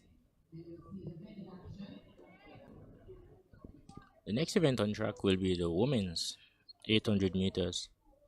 And that's an event that we've seen our ladies improved in over the years. Remember, years ago we had one, Kenya Sinclair, who ran very well. Since we have had Samaya Campbell and also Natalia Gould, who have taken up the mantle somewhat and has been doing pretty decent, especially Natalia Gould in recent years over the 800 meters. Yes, Natalia Gould, a super athlete from her high school days, has a multitude of Carifta medals. I believe she started to compete at the Carifta Games from second form, if I'm not mistaken. Has run 156, as fast as 156. It's her personal best at 800 meters. And if you check the Olympic standard, it's definitely an Olympic qualifier. Gould ran her fastest 400 meters in 10 years this year. Says that she's feeling strong and fine and ready to compete at 800 meters. Simoya Campbell, who you mentioned, has had some injury concerns over the years and is currently on her way back. I believe she will compete and compete well at the national trials this year. Yes, definitely, and we know Natalia Gould was a super athlete at champs for Manchester High, where she competed in the 4x400 meters. She also ran the 800. She ran the 1500 meters also, and she runs a good 3000 meters. So she was one of those super athletes at champs for Manchester High. And those events, ladies and gentlemen, are not easy events. Competing in an 800 meters is said to be one of the most grueling events on track. And a lot of the times, these athletes are able to do it in a matter of days at championships. One such athlete was Janelle Bromfield. We saw her at Stets. She ran the 800 meters at champs as well as the 400 meter hurdles. Ran the 4x4 too. And it was a tiring couple of days for her. But every now and again we get these super athletes. We know Jamaica to be a sprint nation, but over the years we have had a lot of 400 meter athletes who a lot of people believe might be able to run good 800 meters. But I wonder if the reason for these athletes not wanting to try the 800 meters is merely based on the fact that Jamaica is known for the shorter distances. Definitely could be a factor. One of the things you have to look at is when people aspire to do things, you generally take a look around and say, okay, I'm seeing this person and that person doing it. So we're going to go to a quick break now. Thank you so much for tuning in to Track Alerts TV Live. My name is Matty Tapa along with Delano Rochester and Javid Bryan. We're inside the National Stadium. We soon come back. Avoid the inconvenience of power outages and become energy independent. Vector Technology Institute, the leader in solar energy training, now registering for the Solar System Installer Certification course, which will give you the skills needed to install solar systems for homes and offices, while providing the opportunity for an exciting career as a certified solar systems installer.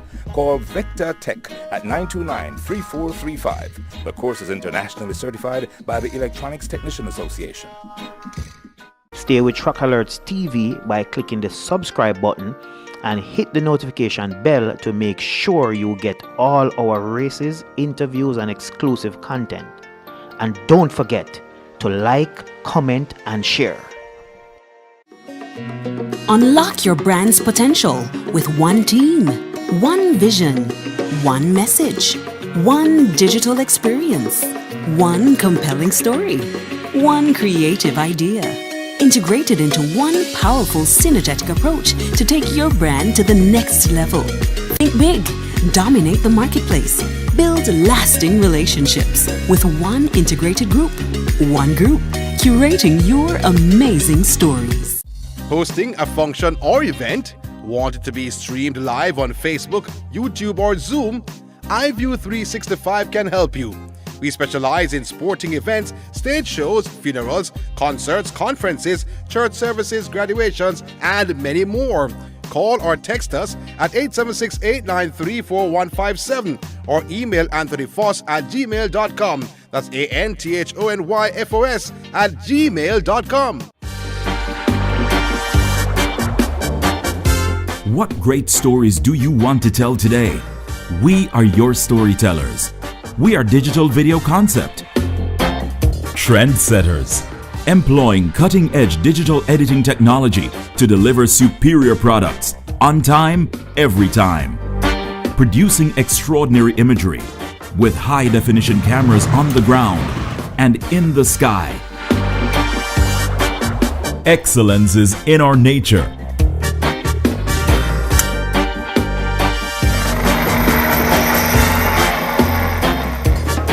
Call us today for all your video storytelling need.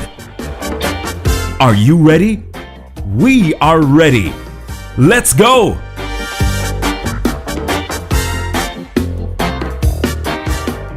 Advertise on our live streaming on Track Alerts social media pages, which provides the most prominent online viewership from track and field meets in Jamaica. Your products will be seen by our large audience in Jamaica, the diaspora, and across the world. Book your spot in our live stream for a very small introductory fee. Call or text us at 876-893-4157 or email anthonyfoss@gmail.com. Trackalerts.com from start to finish. 10.29 seconds for Yohan Blake. An impressive run. Avoid the inconvenience of power outages and become energy independent. Vector Technology Institute, the leader in solar energy training, now registering for the Solar System Installer Certification course, which will give you the skills needed to install solar systems for homes and offices, while providing the opportunity for an exciting career as a certified solar systems installer. Call Vector Tech at 929-3435. The course is internationally certified by the Electronics Technician Association. Hi, my name is Shelly-Ann Fraser, Olympic and World Champion. For your latest track and field news, log on to trackalerts.com. Trackalerts.com from start to finish.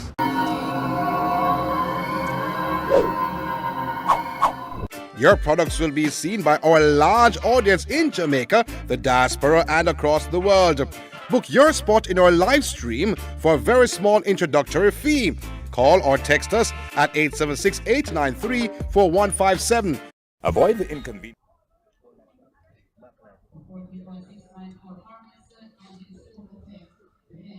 So if you're just joining us, good morning and welcome to the National Stadium. Action now happening on the infield in the men's shot put. In the ring, many times national champion Oshane Richards, affectionately known as Fred, good friend of mine, colleague at University of Technology. He's represented Jamaica many times over at the Commonwealth Games, at the World Championships. Looks like a big throw from him, but he has fouled that attempt. Several ways for an athlete to foul a throw. And I believe at that time he may have just walked out the front of the circle, which means he may not have been pleased with the mark. Suppose officials are still measuring for their personal reason. Action now in the high jump. Looks like Kimberly Williams.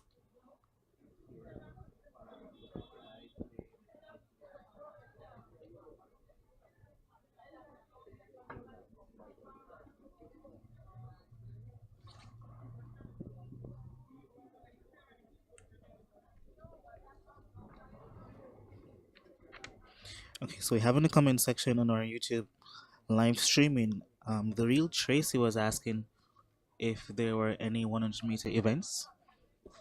Yes, that particular event for both men and women were the first event on track.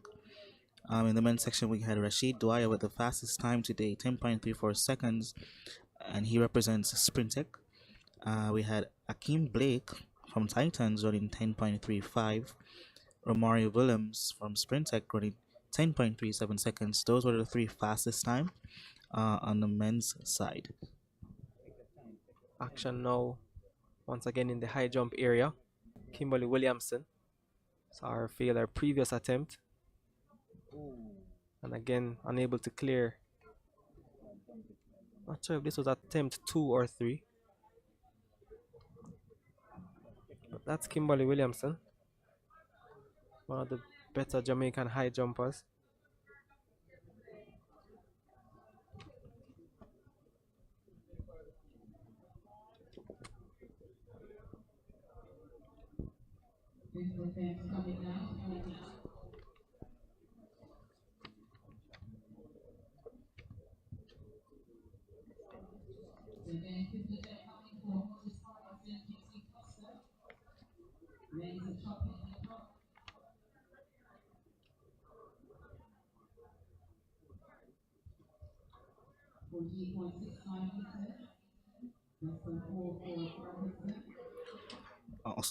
Also on the women's side, we had Cecily Forbes from Sprintec. She ran 11.17 seconds. Sorry. Ramona Burchell, Sprintec as well, 11.39. And Ronisha McGregor, she represents the University of the US in this. That's 11.58 seconds. So those are the three fastest times of the day on the female side.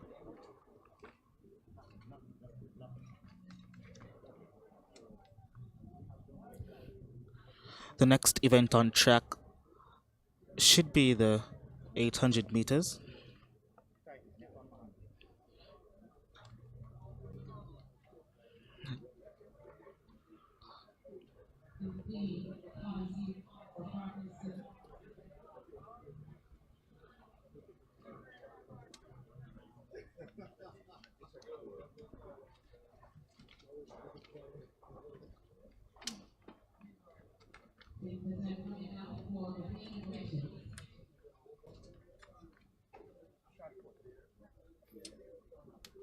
Live action now at the shot put ring. We're seeing O'Dane Richards once more stepping into the circle. Fouled his previous attempt. Represents MVP track club. Not many throwers based at MVP.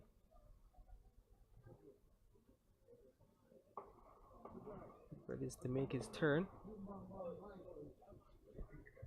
Lots of power there coming from O'Dane Richards.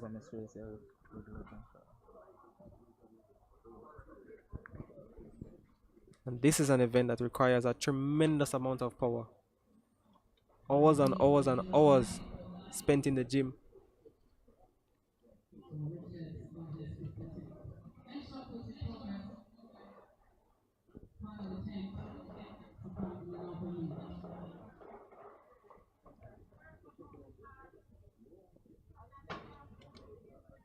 Up next on track will be the women's 800 meters. As we have mentioned, we have 3 entrants there. Serena Douglas of St. Catherine, Chrisann Plummer of Falcon, and Tara Burt of Falcon. Plummer formerly of Vere Technical High School. Not sure if formerly is the right word. Not sure if she's still there, but was a standout athlete at Vere. Definitely one to watch in this 800 meters.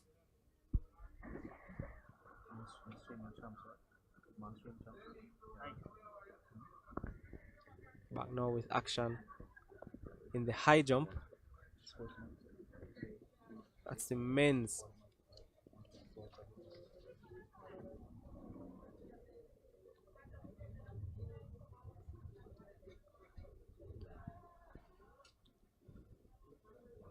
Clearance there.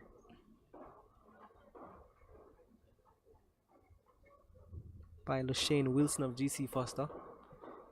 He's competing against Raymond Richards of MVP. As we can see, the bar has not been moved, which means both athletes are attempting the same height. Clearance here by Raymond Richards would mean that I suspect if the athletes are not or have not hit down any bars so far, then they would be tied.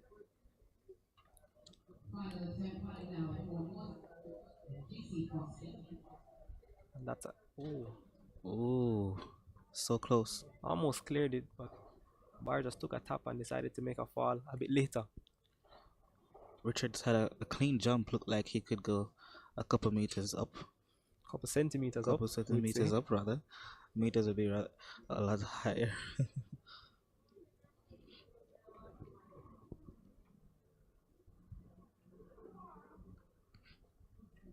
So it's not very often we see a high jumper competing for MVP. A couple years ago, we did have Jermaine Mason competing there. May he rest in peace. Recently received a gold medal, which he did not receive at the Olympic Games as a result of an athlete being tested and being caught for doping. And now I'm sure young Raymond Richards will be hoping to do anywhere close to or better than Mr. Mason. Here comes the final attempt. Unfortunately, did not clear that one either. Hardly made an attempt there. Can imagine the frustration that he may be going through. It's difficult to compete in the high jump when you're one of 2 competitors. That means that you don't have much time to rest before having to make another attempt. particularly in this sphere of track and field that is Jamaican track and field.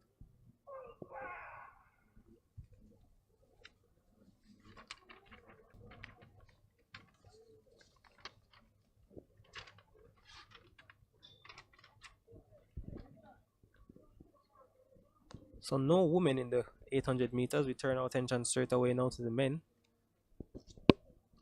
There should be 3 sections of this event.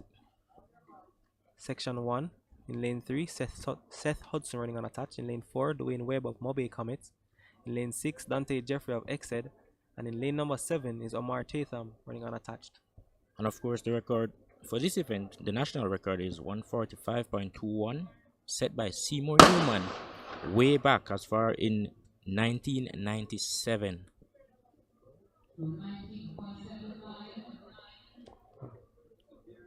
One of the longest standing records in Jamaican track and field, ladies and gentlemen, that 800 meters record. For the 800 meters, because they start in lanes, the athletes are required to stay in their lanes for at least 100 meters until they get onto the back straightaway. Then they have the option to cross over into lane 1. We've seen over the years where athletes stay on the outside, but that's not recommended because it means you will be covering way more distance. And this is an event my co-host knows a lot about. Delahan Rochester was a high school star. Yes, definitely. I wouldn't say a star, but I did okay back in my years at Champs. Definitely one of the ones to watch in my days. I can recall watching Rochester representing Kingston College. I believe he would have tasted some champ success. I had a little, fortunately for me, I had a little champ success, but you know, it was good. It was a good, but you know.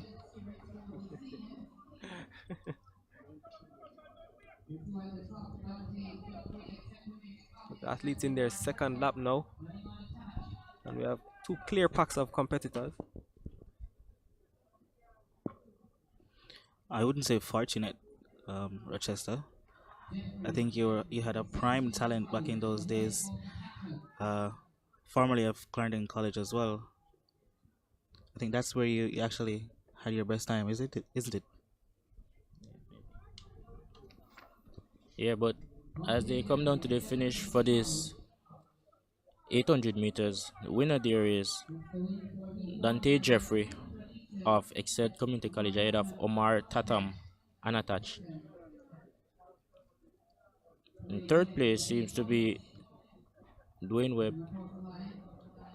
ahead of Seth Hudson unattached. So that's section 1 of 3 in the men's 800 meters.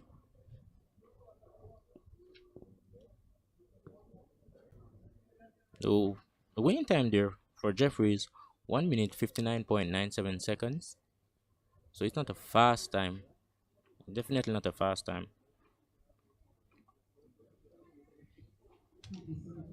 Minute 59 in section 1, the men's 800 meters. Section 2 now. The lineup: Garth Abbott of Falcon Empire in lane 3, Royal Gordon of GC Foster in 4, Kosiani Dunkley of Pure Love Running, he's in 5. In lane 6 is Jermaine Calvin of GC Foster College, and in lane 7, Luke Denick of GC Foster College. We saw Denick run a very impressive race last week. I believe he got down to about a minute 49. And of course, the Olympic qualifying standard for the men's 800 meters is 1 minute 45.20 seconds. And of course, it's not an event that we've seen Jamaica do well in over the years, but there's certainly a lot of young talents coming through the ranks, especially in recent years where we saw the Champs 800 meter record being broken a few years ago.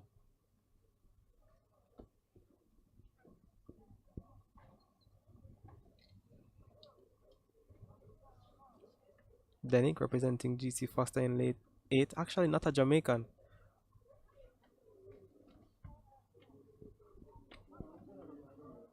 Member of, or a citizen of another Caribbean country is Denick. Would have loved to have him as a Jamaican. I'm sure he is hoping to qualify for the Olympics later on this year.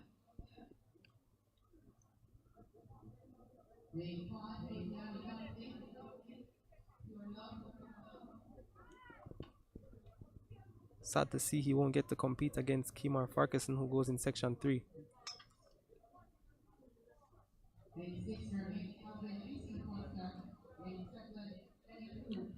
Come national trials, I think the 800 meters will definitely be one to watch. There are a lot of young blooming talents. There is one Akeem Bloomfield. We all remember formerly of Rose's High School. He has been doing well this year so far. Sent off now. Danick Luke already taking command of this race. As inside, Royal Gordon of GC Foster as well going with him. As they approach the 100-meter break, it's Danick ahead of Gordon.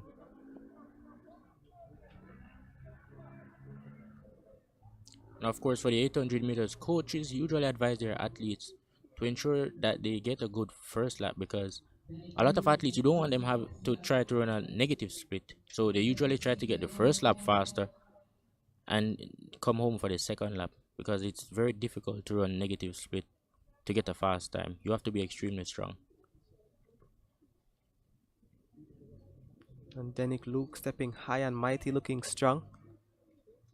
Last time just around 52 for the first lap.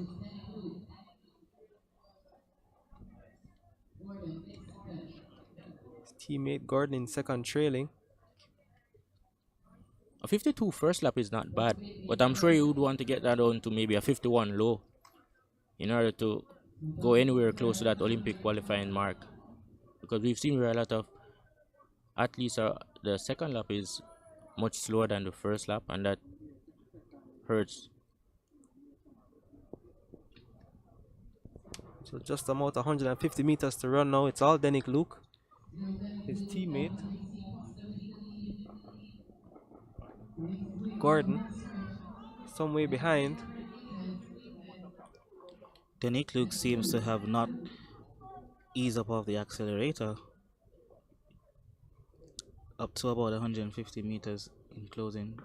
Flash time 1:49.03 there for Danick Luke, almost lounging at the line as if he really wanted to get down to 1:48. Not a bad time to run with almost no competition. Finishing second was his teammate Gordon, also of GC Foster, 1:54.58 his time.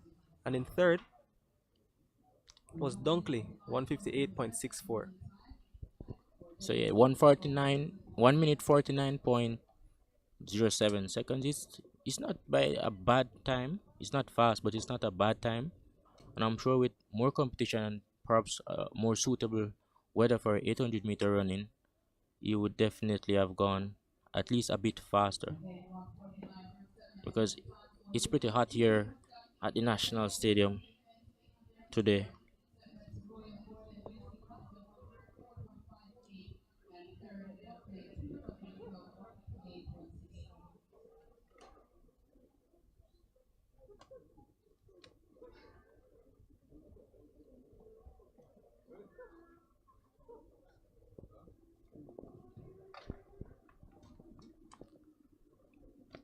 Section 3 of 3 of the men's 800 meters. On track is Jorge Liranzo of Cameron Blazers, Cuban national, in full black and Puma spikes. In lane 4, Kimar Farquharson running unattached. Former champs superstar is Farquharson. In lane 5, Tajay Wisdom of GC Foster. And in lane 6, Sadiki Marsh of XED. So definitely Kimar Farquharson will be the man to watch in this, the third heat in the men's 800 meters. He has a very strange running action where he doesn't get his arms involved a lot, which is okay for an 800 meters, especially in the middle parts of the race. But a lot of athletes usually need to use their arms to help them to come home, because the legs get a bit tired. But his running action is very different. He doesn't get a lot of arm action involved.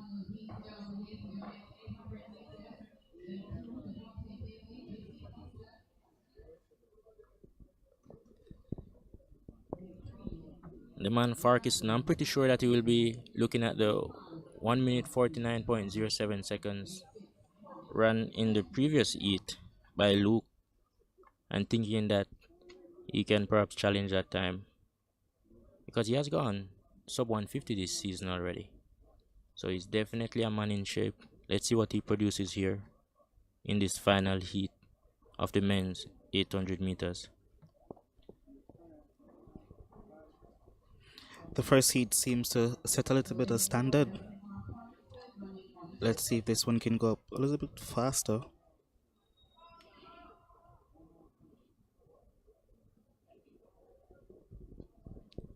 Again, the lineup: Devontae Daly of GC Foster in lane 2, Jorge Lorenzo of Cameron Blazers in 3, Kimar Farquharson goes in lane 4, Taj Leon of GC Foster in 5, and Sadiki Marsh of XED in 6. The athletes have been sent to their marks. Clean start, first time of asking. Jorge Lorenzo moving fastest of all on the inside. Kimar Farquharson just cruising along with the pack. For now, Tajleon Wisdom is also there with Sadiki Marsh. And left the back for the time being is Devontae Daly of GC Foster. Tends to finish fast. Had a very fast finish in his Just a little bit competition of last week. step there on the field. And Jorge Lorenzo seemed to have had some kind of mishap. Stepped on the infield. Not sure he will be given a legal time at the end of this race.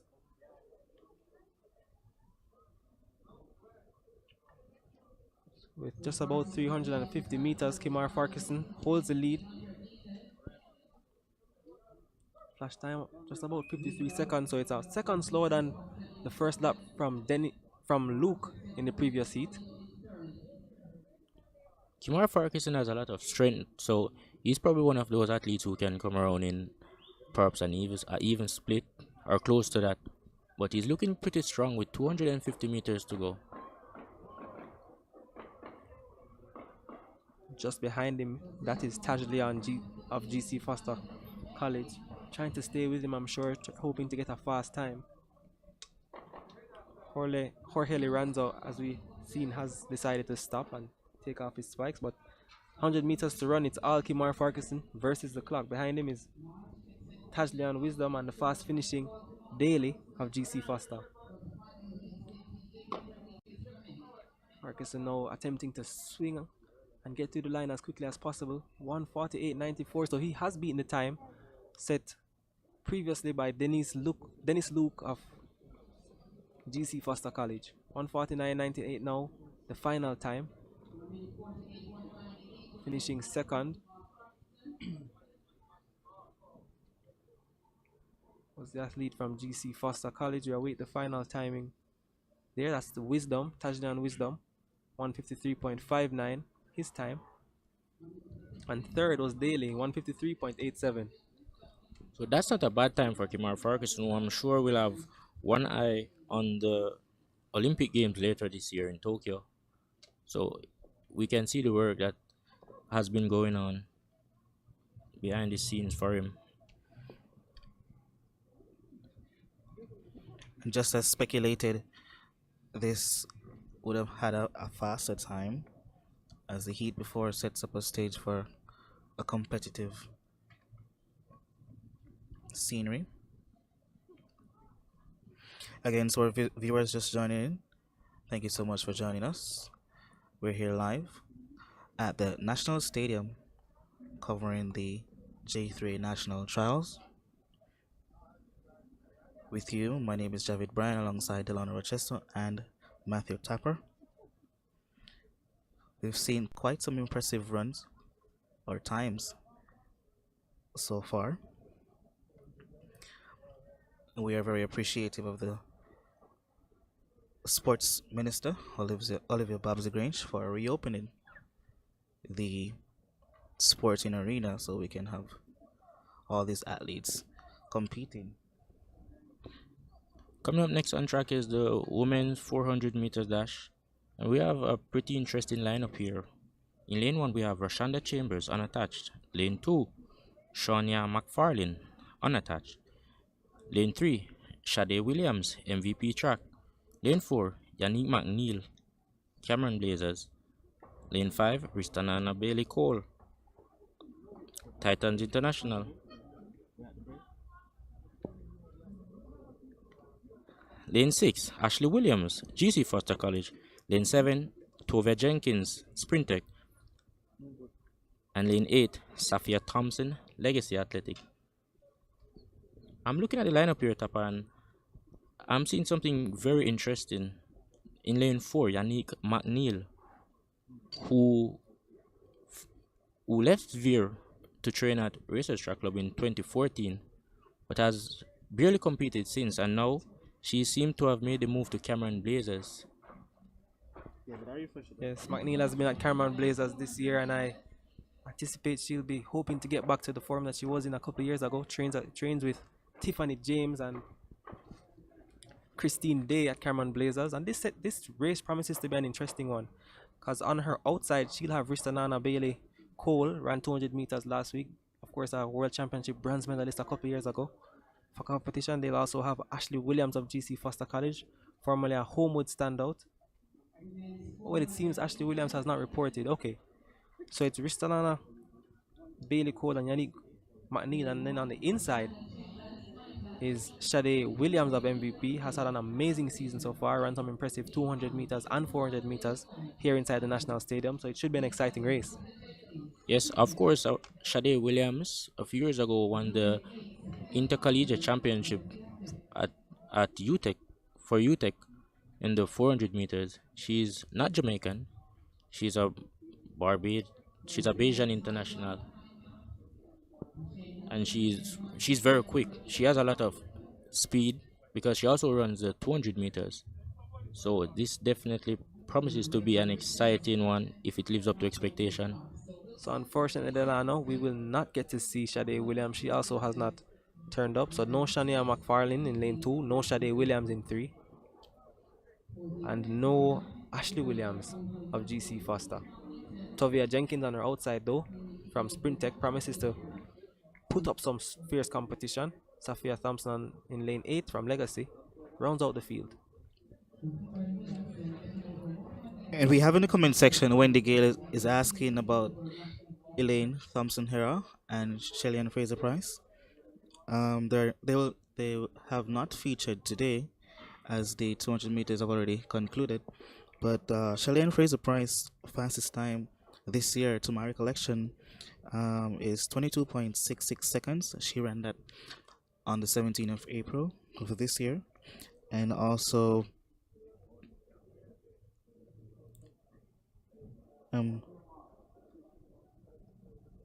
well, on track we're going to have the 800 meters, so 400 meters rather. So we will get back to you with that information in just a bit, once we conclude this section 1 of 1 in the women's 400 meters. Again, Bailey-Cole in lane 5, Tovia Jenkins in 7, Janeek McNeil in 4. Those perhaps the ones to watch in this section.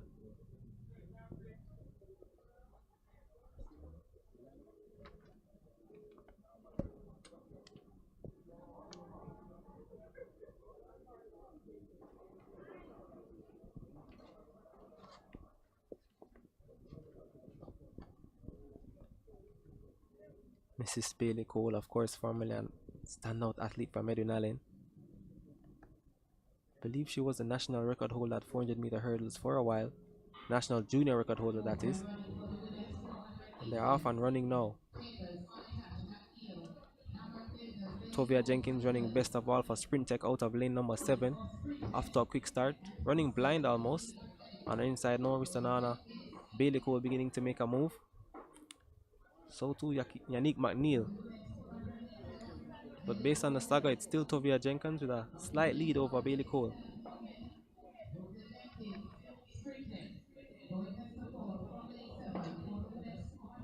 A 120 meters to run now. Tovia Jenkins comes into the straight first ahead of Ristananna and McNeil. This one is all Tovia Jenkins. There'll be no catching her. McNeil beginning to close the gap on Bailey-Cole. Bailey-Cole holding strong for second, but there'll be no catching again. Tovia Jenkins, who crosses the line in an impressive 52.31 seconds. Rounded up now to 52.32 for Tovia Jenkins of Sprintech. Second was Bailey-Cole, 55.19 seconds. And third, Yannick McNeil, 56.18. So 52.32 seconds there for Tovia Jenkins. It's not a fast time, but at this stage in the season, it's definitely a time I'm sure that she won't be too disappointed with.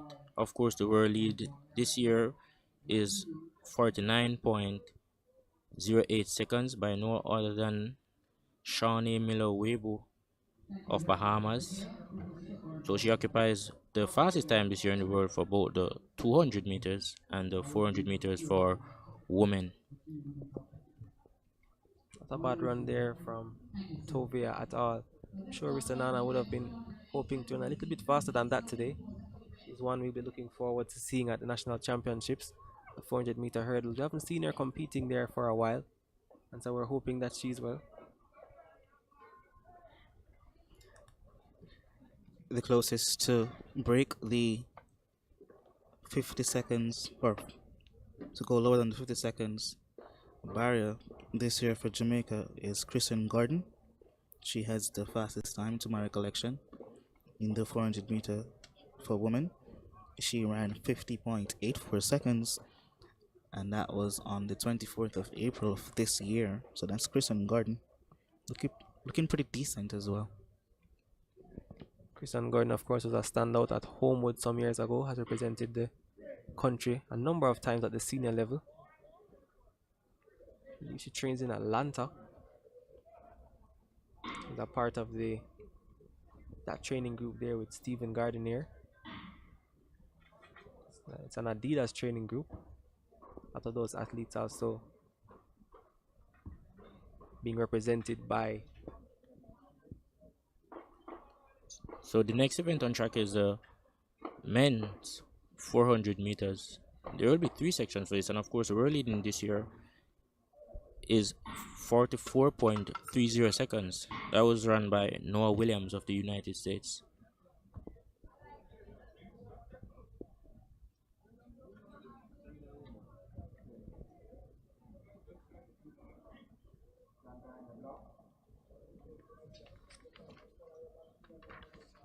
Section 1 of 3 now on track in the men's 400 meters. Lineup for section 1. In lane 2, Deshane Green running unattached. In lane 4, my apologies. Lane 3 is Nico Williams running unattached. In lane 4, Deshane Green unattached. In lane 5, Oshane Codling running for Falcon. In lane 6, Romario Patterson of Exeter Community College. In lane 7, Gavid Shand, Jamaica Elite. And in lane 8 is Paul Henry of Cameron Blazers. So there's actually no athlete in lane 8. So no Paul Henry. He would have been my favorite for this race.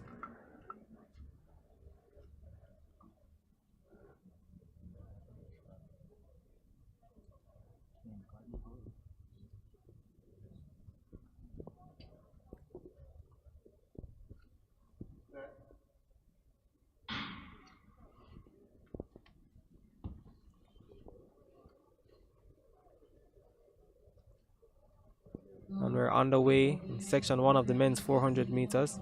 With just about 350 meters to run. It's the athlete out of lane number 6. That seems to be Romario Patterson of Exeter. Moving best of all on his inside. Shane Codling. My apologies, that's actually Shand of Jamaica Elite. Sorry, a bit difficult for me to see at this time. So it's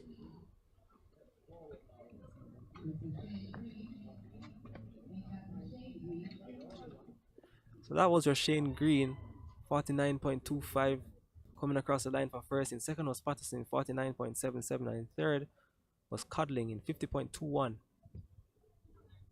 Shane Green competing unattached, and Patterson representing Exeter Community College.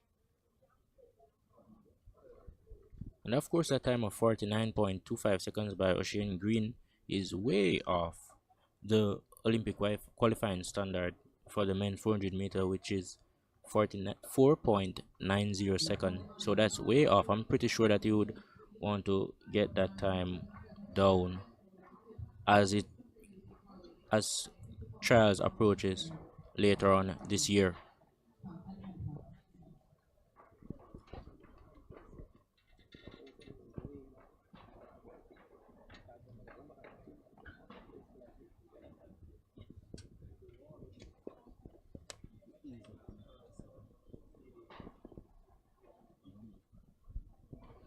And just an update as regards to Kristen Garden. She's now married. She's now Kristen Garden Powell. Again, she has the fastest time as a Jamaican female athlete in the 400 meters. So section 2 of 3 now on track in the men's 400 meters.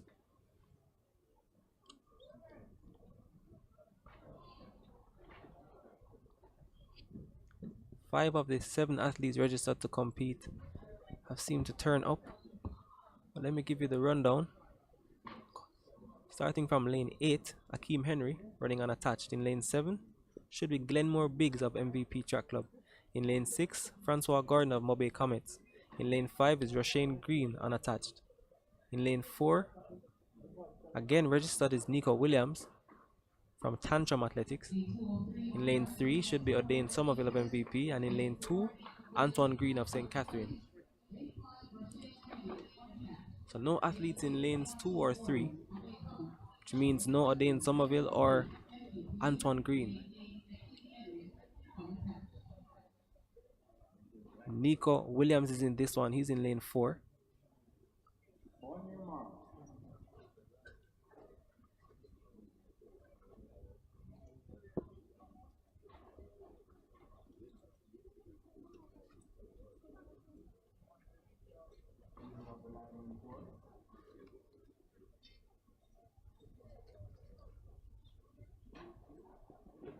Athletes are on their marks now.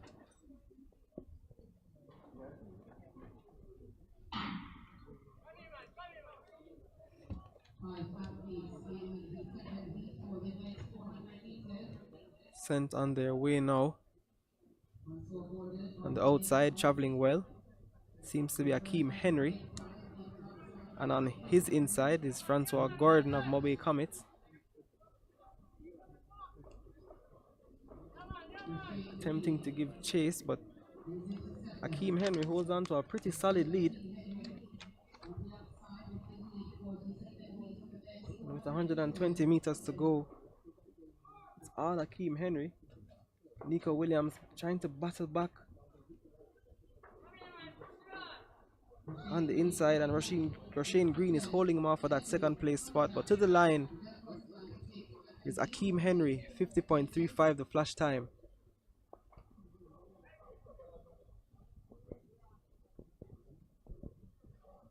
To the flash time, Akeem Henry, 50.40 seconds.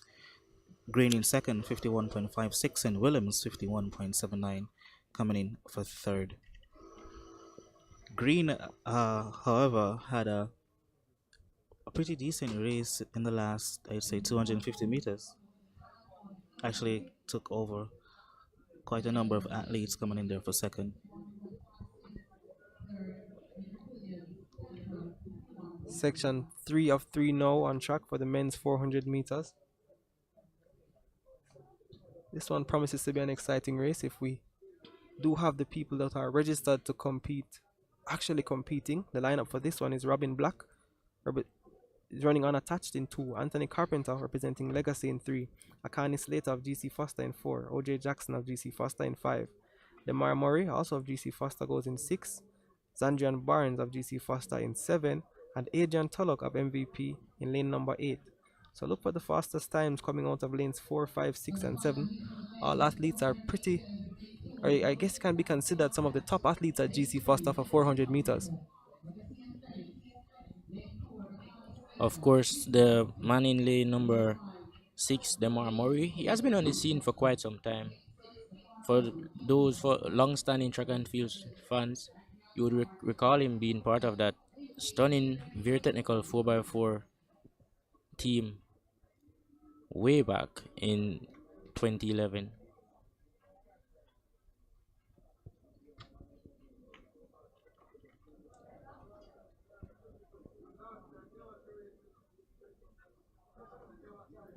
Anthony Carpenter in lane number 3, formerly of Calabar High School, had an impressive schoolboy career. Has been trying to make that transition as a senior athlete. Training now at Legacy Athletics. I believe he spent some time at UTEC MVP as well. Not a very long time though.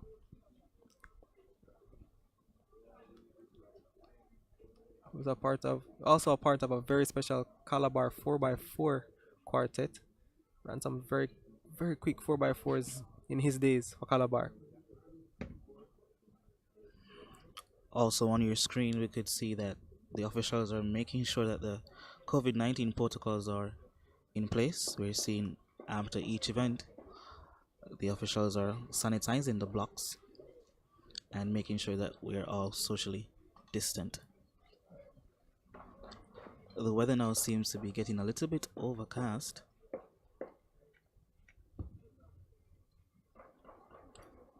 We hope we don't have any showers to interfere.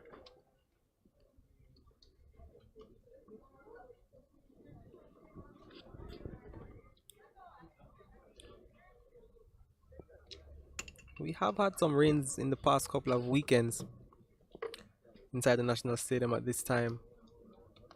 So the clouds are not necessarily unfamiliar. It's generally darker than this though, so I doubt we'll be getting any rain today.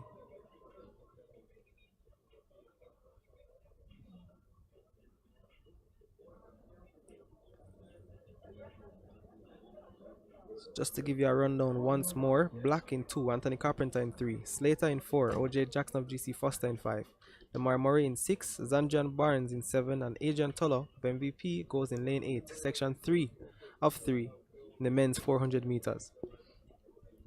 We have almost a full track here. This one should set up for a cracker. And they're off, first time I'm asking. Out in lane 7 going strong. Already covering his competitors. So already the athletes in lanes 4, 5, 6, and 7 taking command of this race. Zanjan Barnes on the backstretch moving best of all. Demar Murray on his inside though, giving chase. So too is Akani Slater. On the inside, coming off the curb pretty strong there. That's Anthony Carpenter. And on the home stretch, on the inside is Slater going strong, but holding off, trying to hold off Murray for the final 10 meters or so, and was unable to do so. So the official time for Murray coming in first, 46.51. Slater 46.57 seconds, and Barnes 47.48 seconds. That was a pretty decent race, you say? Definitely the fastest 400 meter times we have seen here today, by some margin. The Murray, of course, 46.51. Shouldn't be too bad. Shouldn't be too displeased with that time. He has been always consistently running 46s inside the National Stadium. Sure, he'd have wanted to go a little faster, but it's still early, and I'm sure he anticipates that he will be getting faster as the season goes along. Akani Slater 46.57 again, and finishing third was Barnes in 47.48. Yes, the more competition, you would see that the athletes are getting more sharper and sharper, closing in on that qualifying time needed to make it to the Olympics in Tokyo.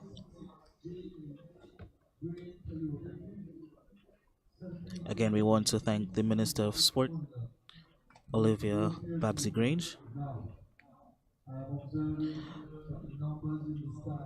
So next on track should be the men's 400 meter hurdles, but before that we go to a quick commercial break and then we return with live action from the National Stadium. Of power outages and become energy independent. Vector Technology Institute, the leader in solar energy training, now registering for the Solar System Installer Certification course, which will give you the skills needed to install solar systems for homes and offices, while providing the opportunity for an exciting career as a certified solar systems installer. Call Vector Tech at 929-3435. The course is internationally certified by the Electronics Technician Association.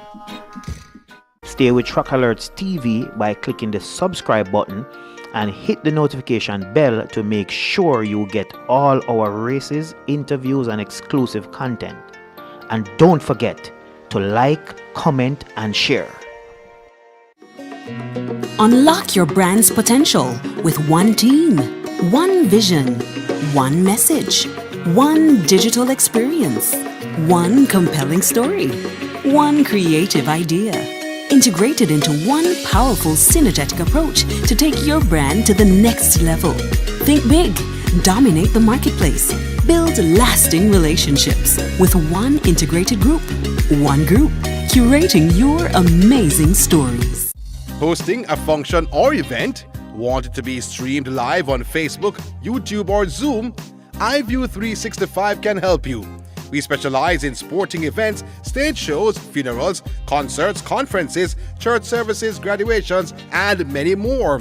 Call or text us at 876-893-4157 or email anthonyfoss@gmail.com. That's ANTHONYFOS@gmail.com. What great stories do you want to tell today? We are your storytellers. We are Digital Video Concept. Trendsetters. Employing cutting-edge digital editing technology to deliver superior products on time, every time. Producing extraordinary imagery with high-definition cameras on the ground and in the sky. Excellence is in our nature.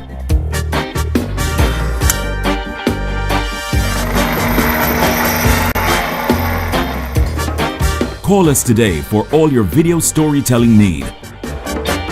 Are you ready? We are ready. Let's go!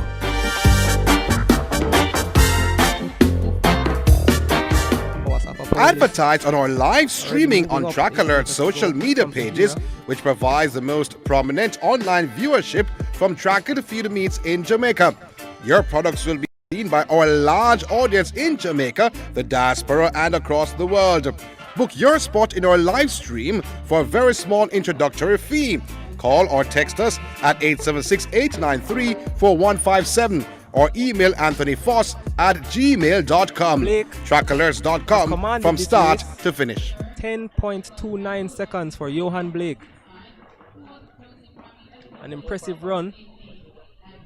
Avoid the inconvenience of power outages and become energy independent. Vector Technology Institute, the leader in solar energy training, now registering for the Solar System Installer Certification course, which will give you the skills needed to install solar systems for homes and offices, while providing the opportunity for an exciting career as a certified solar systems installer. Call Vector Tech at 929-3435. The course is internationally certified by the Electronics Technician Association. Hi, my name is Shelly-Ann Fraser, Olympic and World Champion. For your latest track and field news, log on to trackalerts.com. Trackalerts.com from start to finish.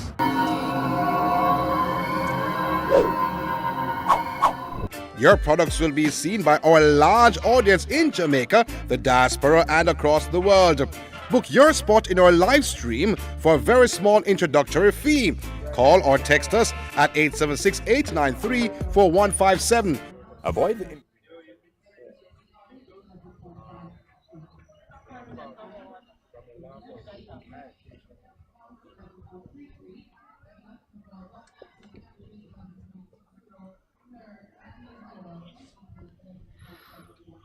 So welcome back to live action from inside the National Stadium. You're watching Track Alerts TV.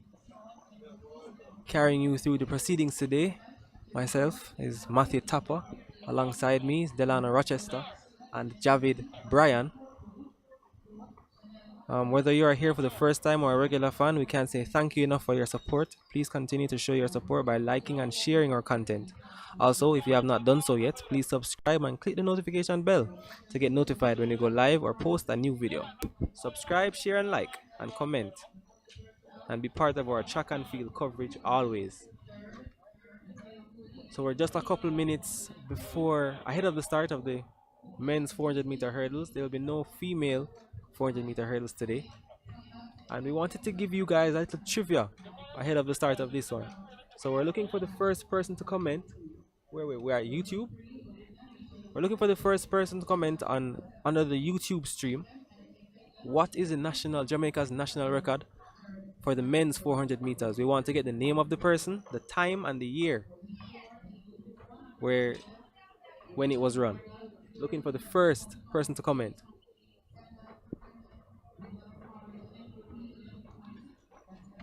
And while we await that, Delano, you're just giving me some facts about the 400-meter hurdles race.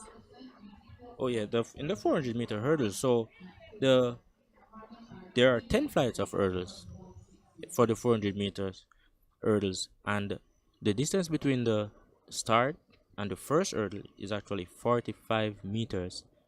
After that, distance between each hurdle is 30 meters, and the distance between the last hurdle and the finish line, the actual distance between each hurdle is 35 meters, and the distance between the last hurdle and the finish line is 40 meters.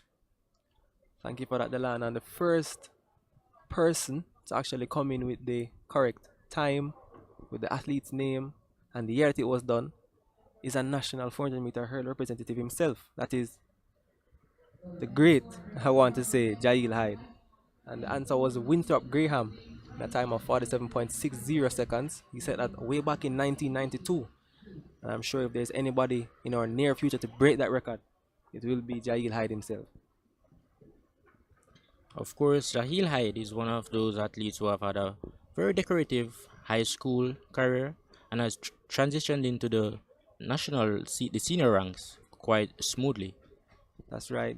Hyde now trains with Akil Stewart at UWI Mona. Akil has a very, very good bunch of 400-meter hurdlers there, including the likes of Rochelle Clayton and, of course, Nikita Tracy, to name a few.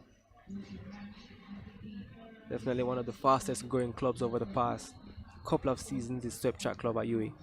And Nikita Tracy, of course, is the older sister of Ristananna Bailey-Cole.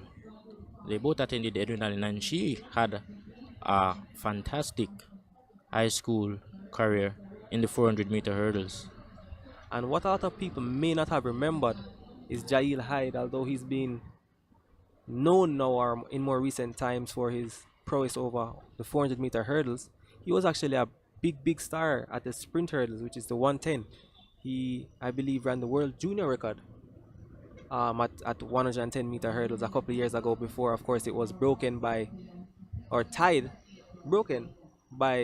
two Jamaicans who tied that world junior record, that being Orlando Bennett and Damian Thomas. Hyde, like myself, is a former Wolmerian.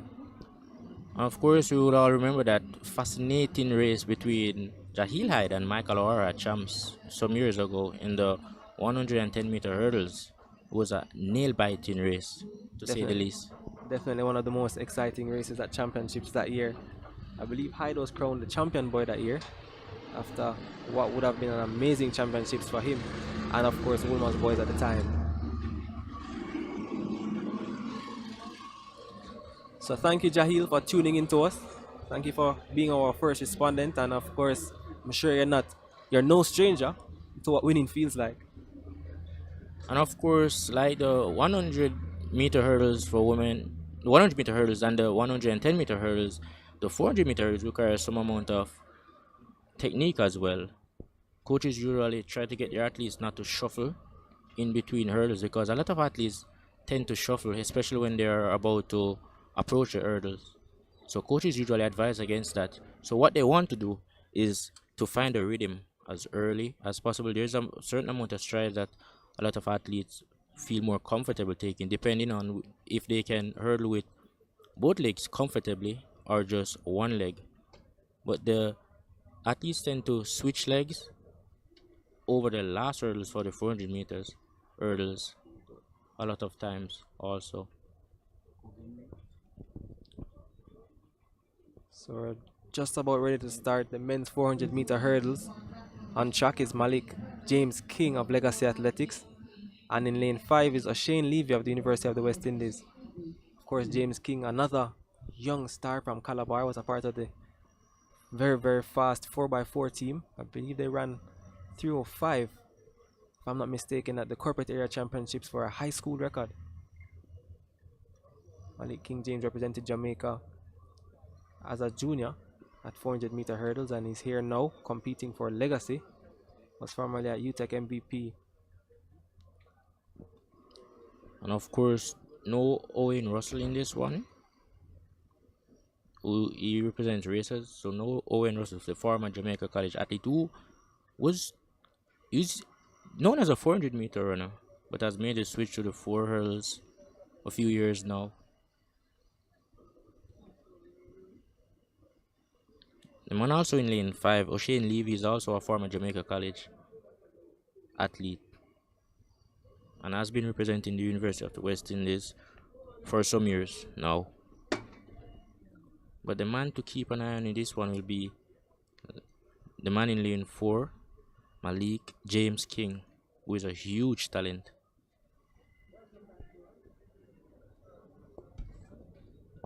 Some of the highlights of young James King's career: he was the 2018 Carifta Games champion at 4x4. Also won the 400-meter hurdles there. And he was the under 20 400-meter hurdles champion. That is a national champion in 2018, as well as the high school champion.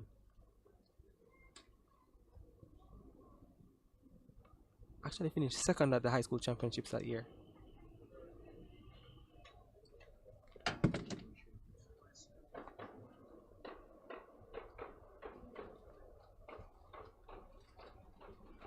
So the athletes are ready, but it seems the officials aren't quite there yet. Hurdles crew we're seeing just walking around the track, ensuring that the hurdles are sanitized and ready for competition, as per the rules or the guidelines stipulated by the J3As.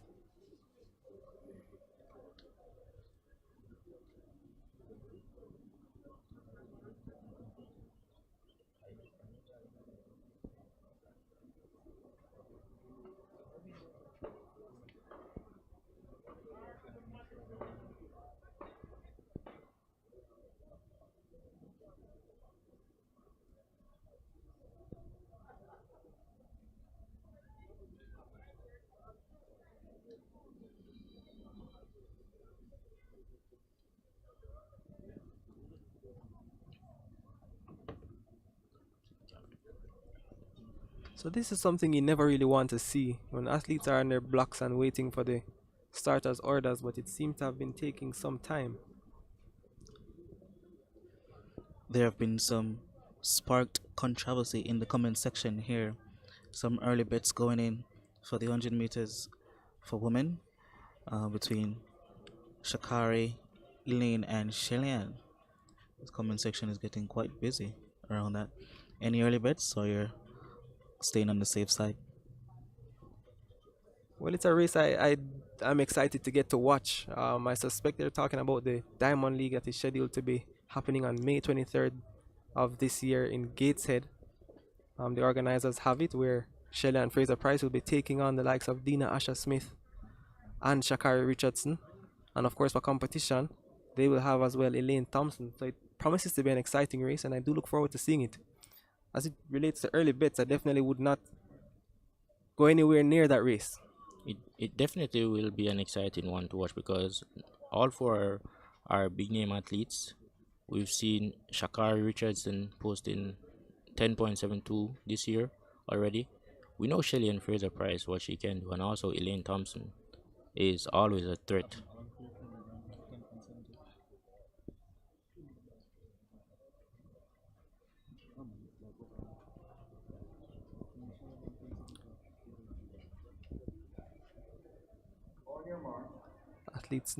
Officials and athletes now ready for the start of the men's 400-meter hurdles again. Malik King James goes in lane 4. Now that's Malik James King and Oshane Levy of the University of West Indies starting lane number 5. And of course, the world lead for this event is 48.15 seconds by Alison dos Santos of Brazil. Oshane Levy goes off very quickly for the University of the West Indies. Leads Malik James King here. And both athletes now beginning to accelerate. I believe this might be a very quick race if Oshane can just hold it. James King now beginning to close the gap very quickly and has moved past his counterpart on the outside. So it's 3 hurdles to clear. It's James King ahead of Levy of Uimona. And as we expected, he's completely dominating this race with just now 1 hurdle to clear. James King looks to the line. 51.33 the flash time for James King. Not a bad time for this time of the year. James King, I believe it is his first 400-meter hurdles race or second. Levy finishing second behind him, 54.03. Also not a bad time for him, but definitely for James King, he'll be looking to get that time lowered in the races to come. Not a bad run. It's definitely a positive sign. 51.37 seconds, not bad at all. And I'm sure that he will be looking to lower that come trials and get somewhere under the 50 seconds mark. And I suspect our viewers, in particular Jail Hyde, might be looking at that time as something that he would be hoping to run a lot faster than coming in the weeks to come.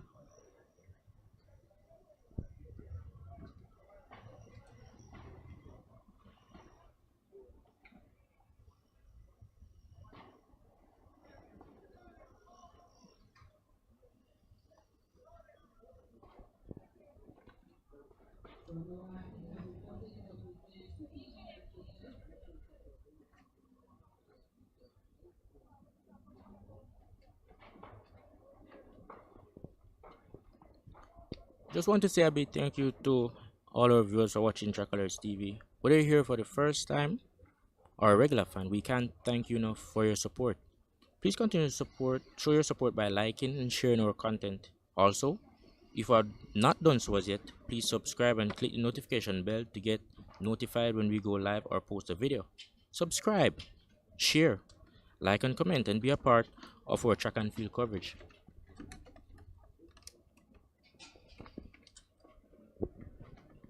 So there are 2 more events scheduled for this morning's proceeding. That's the women's and the men's 1500 meters. We have 3 entrants for the women's and 6 entrants for the men.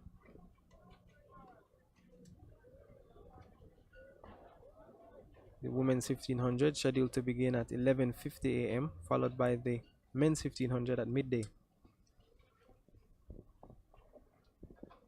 Again, this track and field meeting is being staged at this time as a result of the COVID protocols that have been set by the government, which means that there is a curfew in place. And as a result, this meet has to wrap up all they have to do before that time. Of course, the 1500 meter is not an event that Jamaica has done well in over the years at the senior level in particular. But we often see some decent times from the high school level, but they don't transition when they get to the senior level. Of course, we saw many years ago one Kemoy Campbell, who made people in Jamaica got interested in watching long distance races, and we hope it will get back to that soon.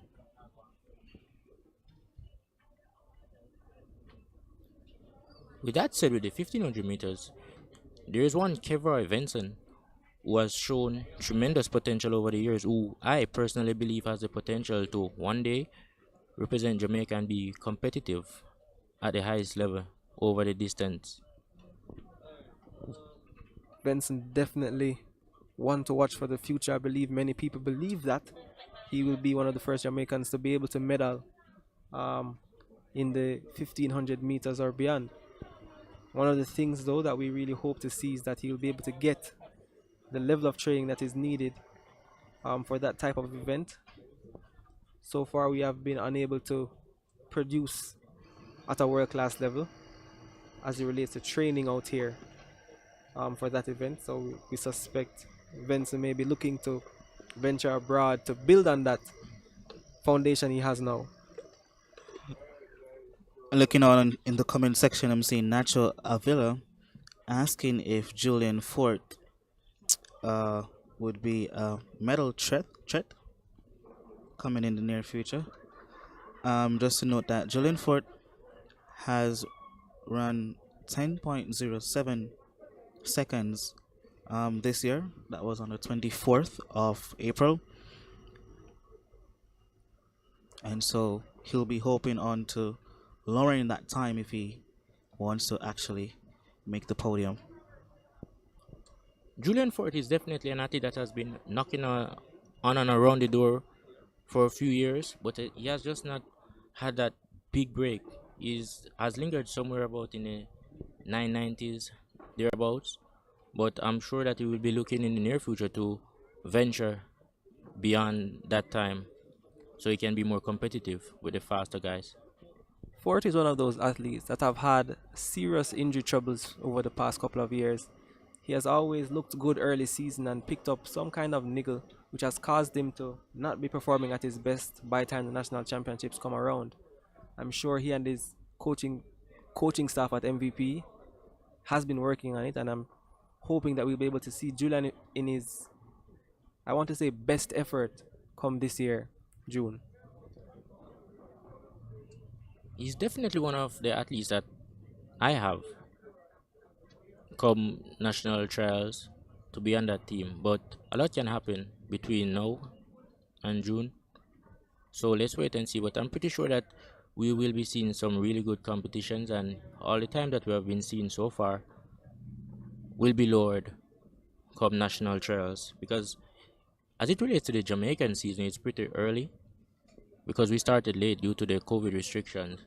So it is no surprise that the USA athletes are running as fast as they are, while the Jamaican athletes are not going as fast at the moment. But I'm pretty sure that come June and Tokyo, the Jamaican athletes will be a threat as they always have been in those competitions. And in that same breath, regarding the COVID-19 restrictions, Matthew, did you got the chance to see the social media post made by Shelly-Ann Fraser-Pryce lamenting on the COVID-19 restrictions and the halting of the local arena by the Ministry of Sports? Unfortunately, I didn't get the chance to see that, but I would anticipate that it must have been hard for athletes, especially earlier in the season when there was no track meets. It's a very difficult thing to be training for months on end without seeing any possible way to show the work that you've been putting in. So we're happy now that the J3As has managed to work with the Ministry of Sport and the Ministry of Health to get these meets going. Qualification Trials series, of course, a series that was started with the high schoolers in mind, where they would have been able to qualify for championships, and of course the seniors have taken that opportunity to try to get into some kind of shape and condition fitting for an Olympic trials in the end of June.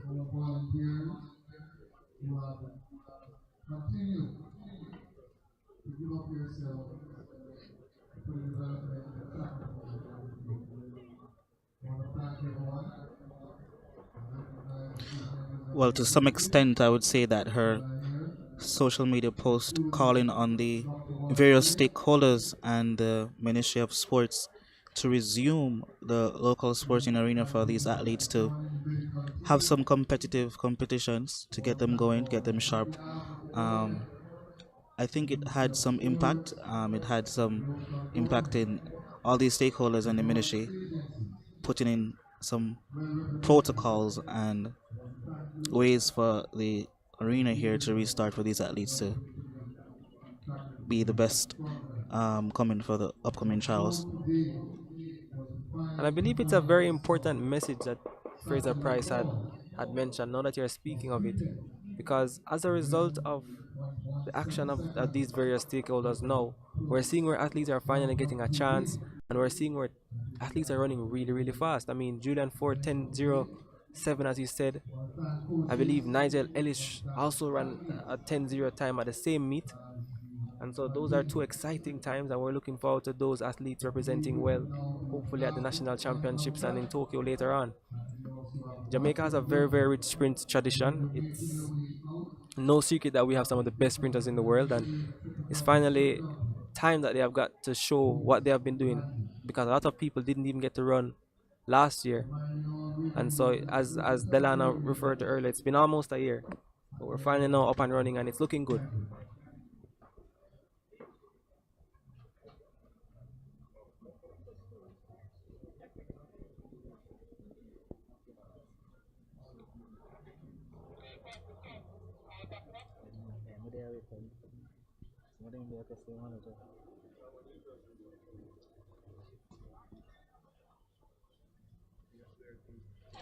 It has been a good day so far. I've seen some pretty decent times in the 100, 200, and also the 400 as well. As regards to the 800 meters, we would love to see these athletes going just a little bit lower, reaching what would be the qualifying times or qualifying standards set by the IAAF.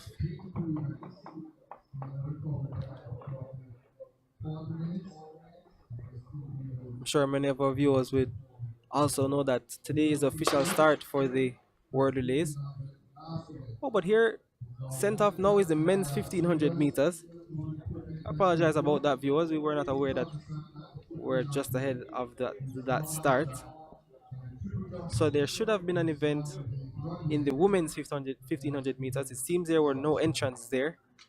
There were 6 entrants for the men, and 1 athlete has turned up. So this is the final event on track, the men's 1500 meters.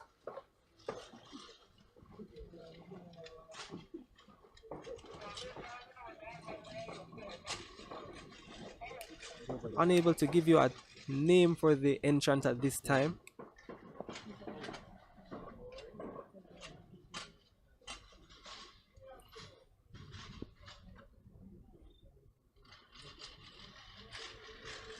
Athlete adorning a yellow and green vest. A very, very difficult race to be running by yourself, the 1500.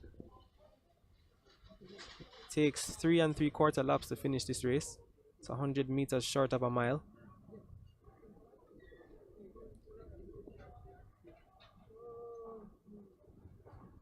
And this athlete has just about 2.5 laps to run.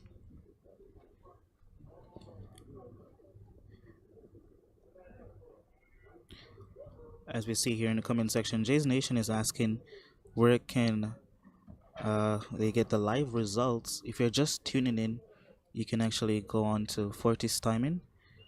You'll be able to see the results of all the events that was on track and on the infield. The national record for the men's 1500 meters is actually 3 minutes 39.19 seconds, and this was set by Steve Green on August 28, 1994. And of course, this is an event that Jamaica hasn't really done well in. They haven't done well in over the years, but I'm sure soon the coaches, especially in the high school system, will be working with athletes to get them to get as close as possible to the being competitive on the international scene.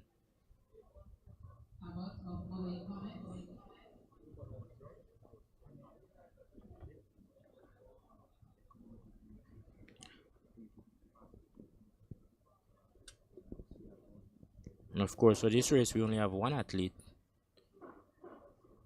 and it's always difficult to be in a race by yourself, especially over 1500 meters.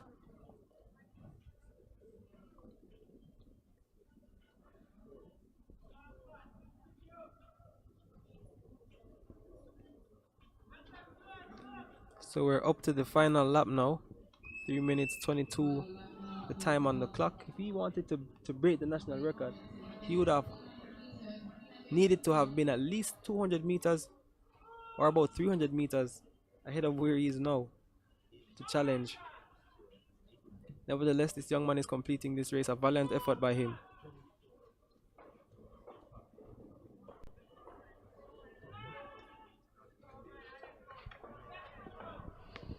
Competing by himself is it's not an easy task because there is not enough competition to push you at your best, but I admire his dedication. And we can also hear in the we can also hear his coaching staff and supporters pushing him, and that's something lovely to see and hear.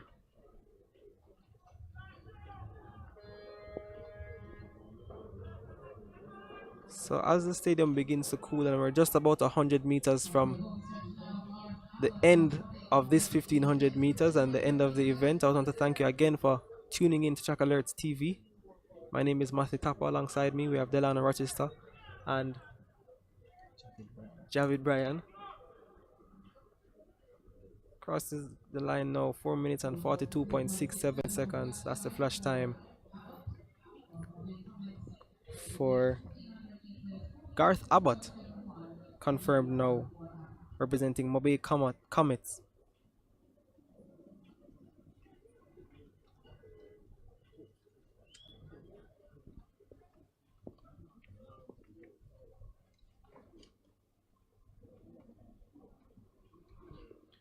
Again, we want to thank all our viewers, listeners. Thank you so much for joining our live coverage.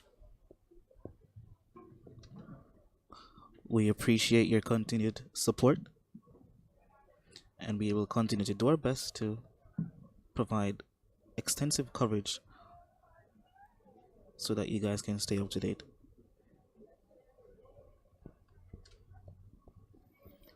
So just a few results from earlier in the field. The women's shot put, the one competitor in that was Natalie Albert from St. Catherine.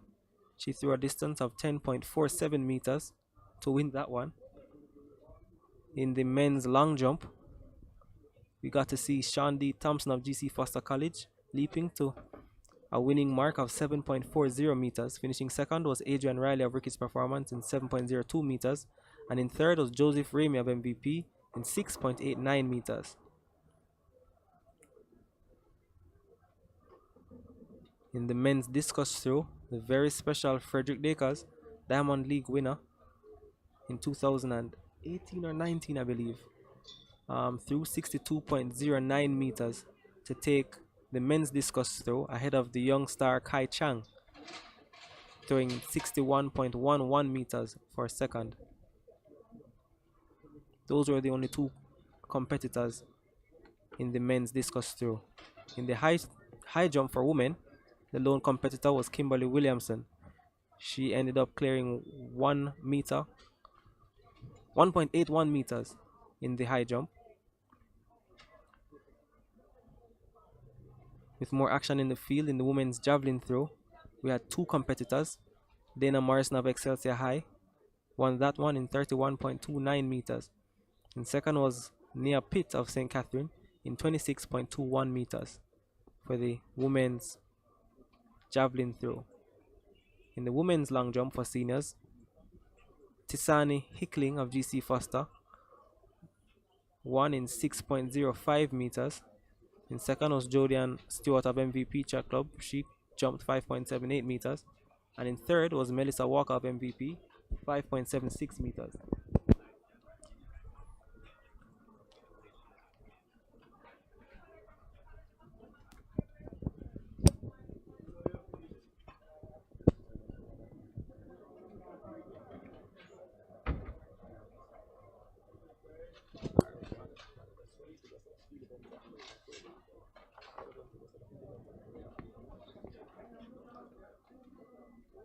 Rounding out the field events now, in the men's shot put, Adain Richards of MVP threw 19.79 meters in the shot put.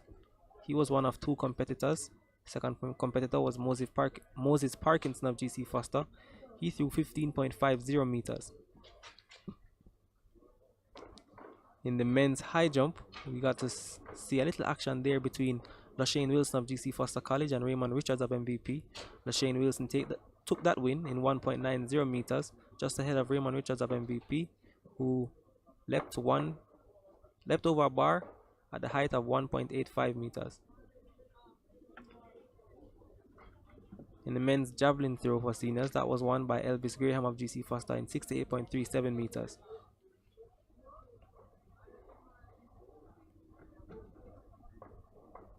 And in the women's discus, Tamara Thompson was the lone entrant.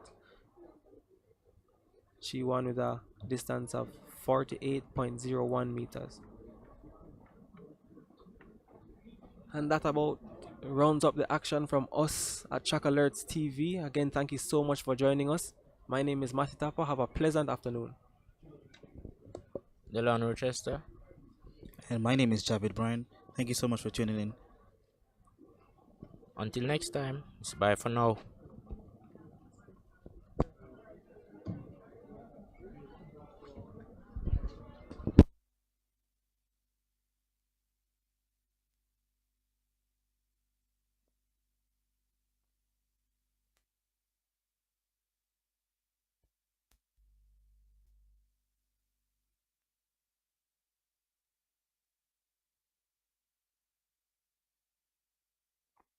Convenience of power outages and become energy independent. Vector Technology Institute, the leader in solar energy training, now registering for the Solar System Installer Certification course, which will give you the skills needed to install solar systems for homes and offices, while providing the opportunity for an exciting career as a certified solar systems installer. Call Vector Tech at 929-3435. The course is internationally certified by the Electronics Technician Association. Stay with Track Alerts TV by clicking the subscribe button and hit the notification bell to make sure you get all our races, interviews, and exclusive content. And don't forget to like, comment, and share. Unlock your brand's potential with one team, one vision, one message, one digital experience, one compelling story, one creative idea. Integrated into one powerful synergetic approach to take your brand to the next level. Think big, dominate the marketplace, build lasting relationships with one integrated group. One group, curating your amazing stories. Hosting a function or event? Want it to be streamed live on Facebook, YouTube, or Zoom? iView 365 can help you. We specialize in sporting events, stage shows, funerals, concerts, conferences, church services, graduations, and many more. Call or text us at 876-893-4157 or email anthonyfoss@gmail.com. That's ANTHONYFOS@gmail.com. What great stories do you want to tell today? We are your storytellers. We are Digital Video Concept. Trendsetters. Employing cutting-edge digital editing technology to deliver superior products on time, every time. Producing extraordinary imagery with high-definition cameras on the ground and in the sky. Excellence is in our nature.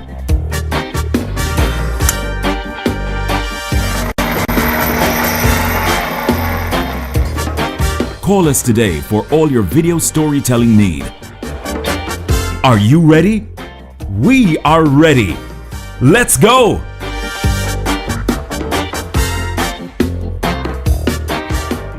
Advertise on our live streaming on Track Alert's social media pages, which provides the most prominent online viewership from track and field meets in Jamaica. Your products will be seen by our large audience in Jamaica, the diaspora, and across the world. Book your spot in our live stream for a very small introductory fee. Call or text us at 876-893-4157 or email anthonyfoss@gmail.com. Trackalerts.com from start to finish. 10.29 seconds for Yohan Blake. An impressive run. Avoid the inconvenience of power outages and become energy independent.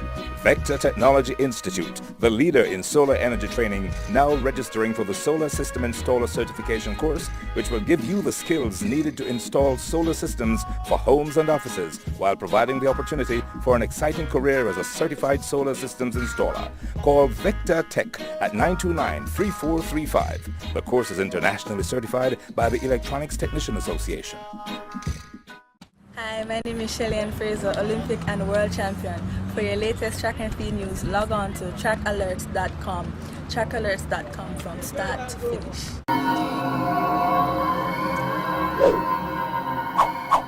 Your products will be seen by our large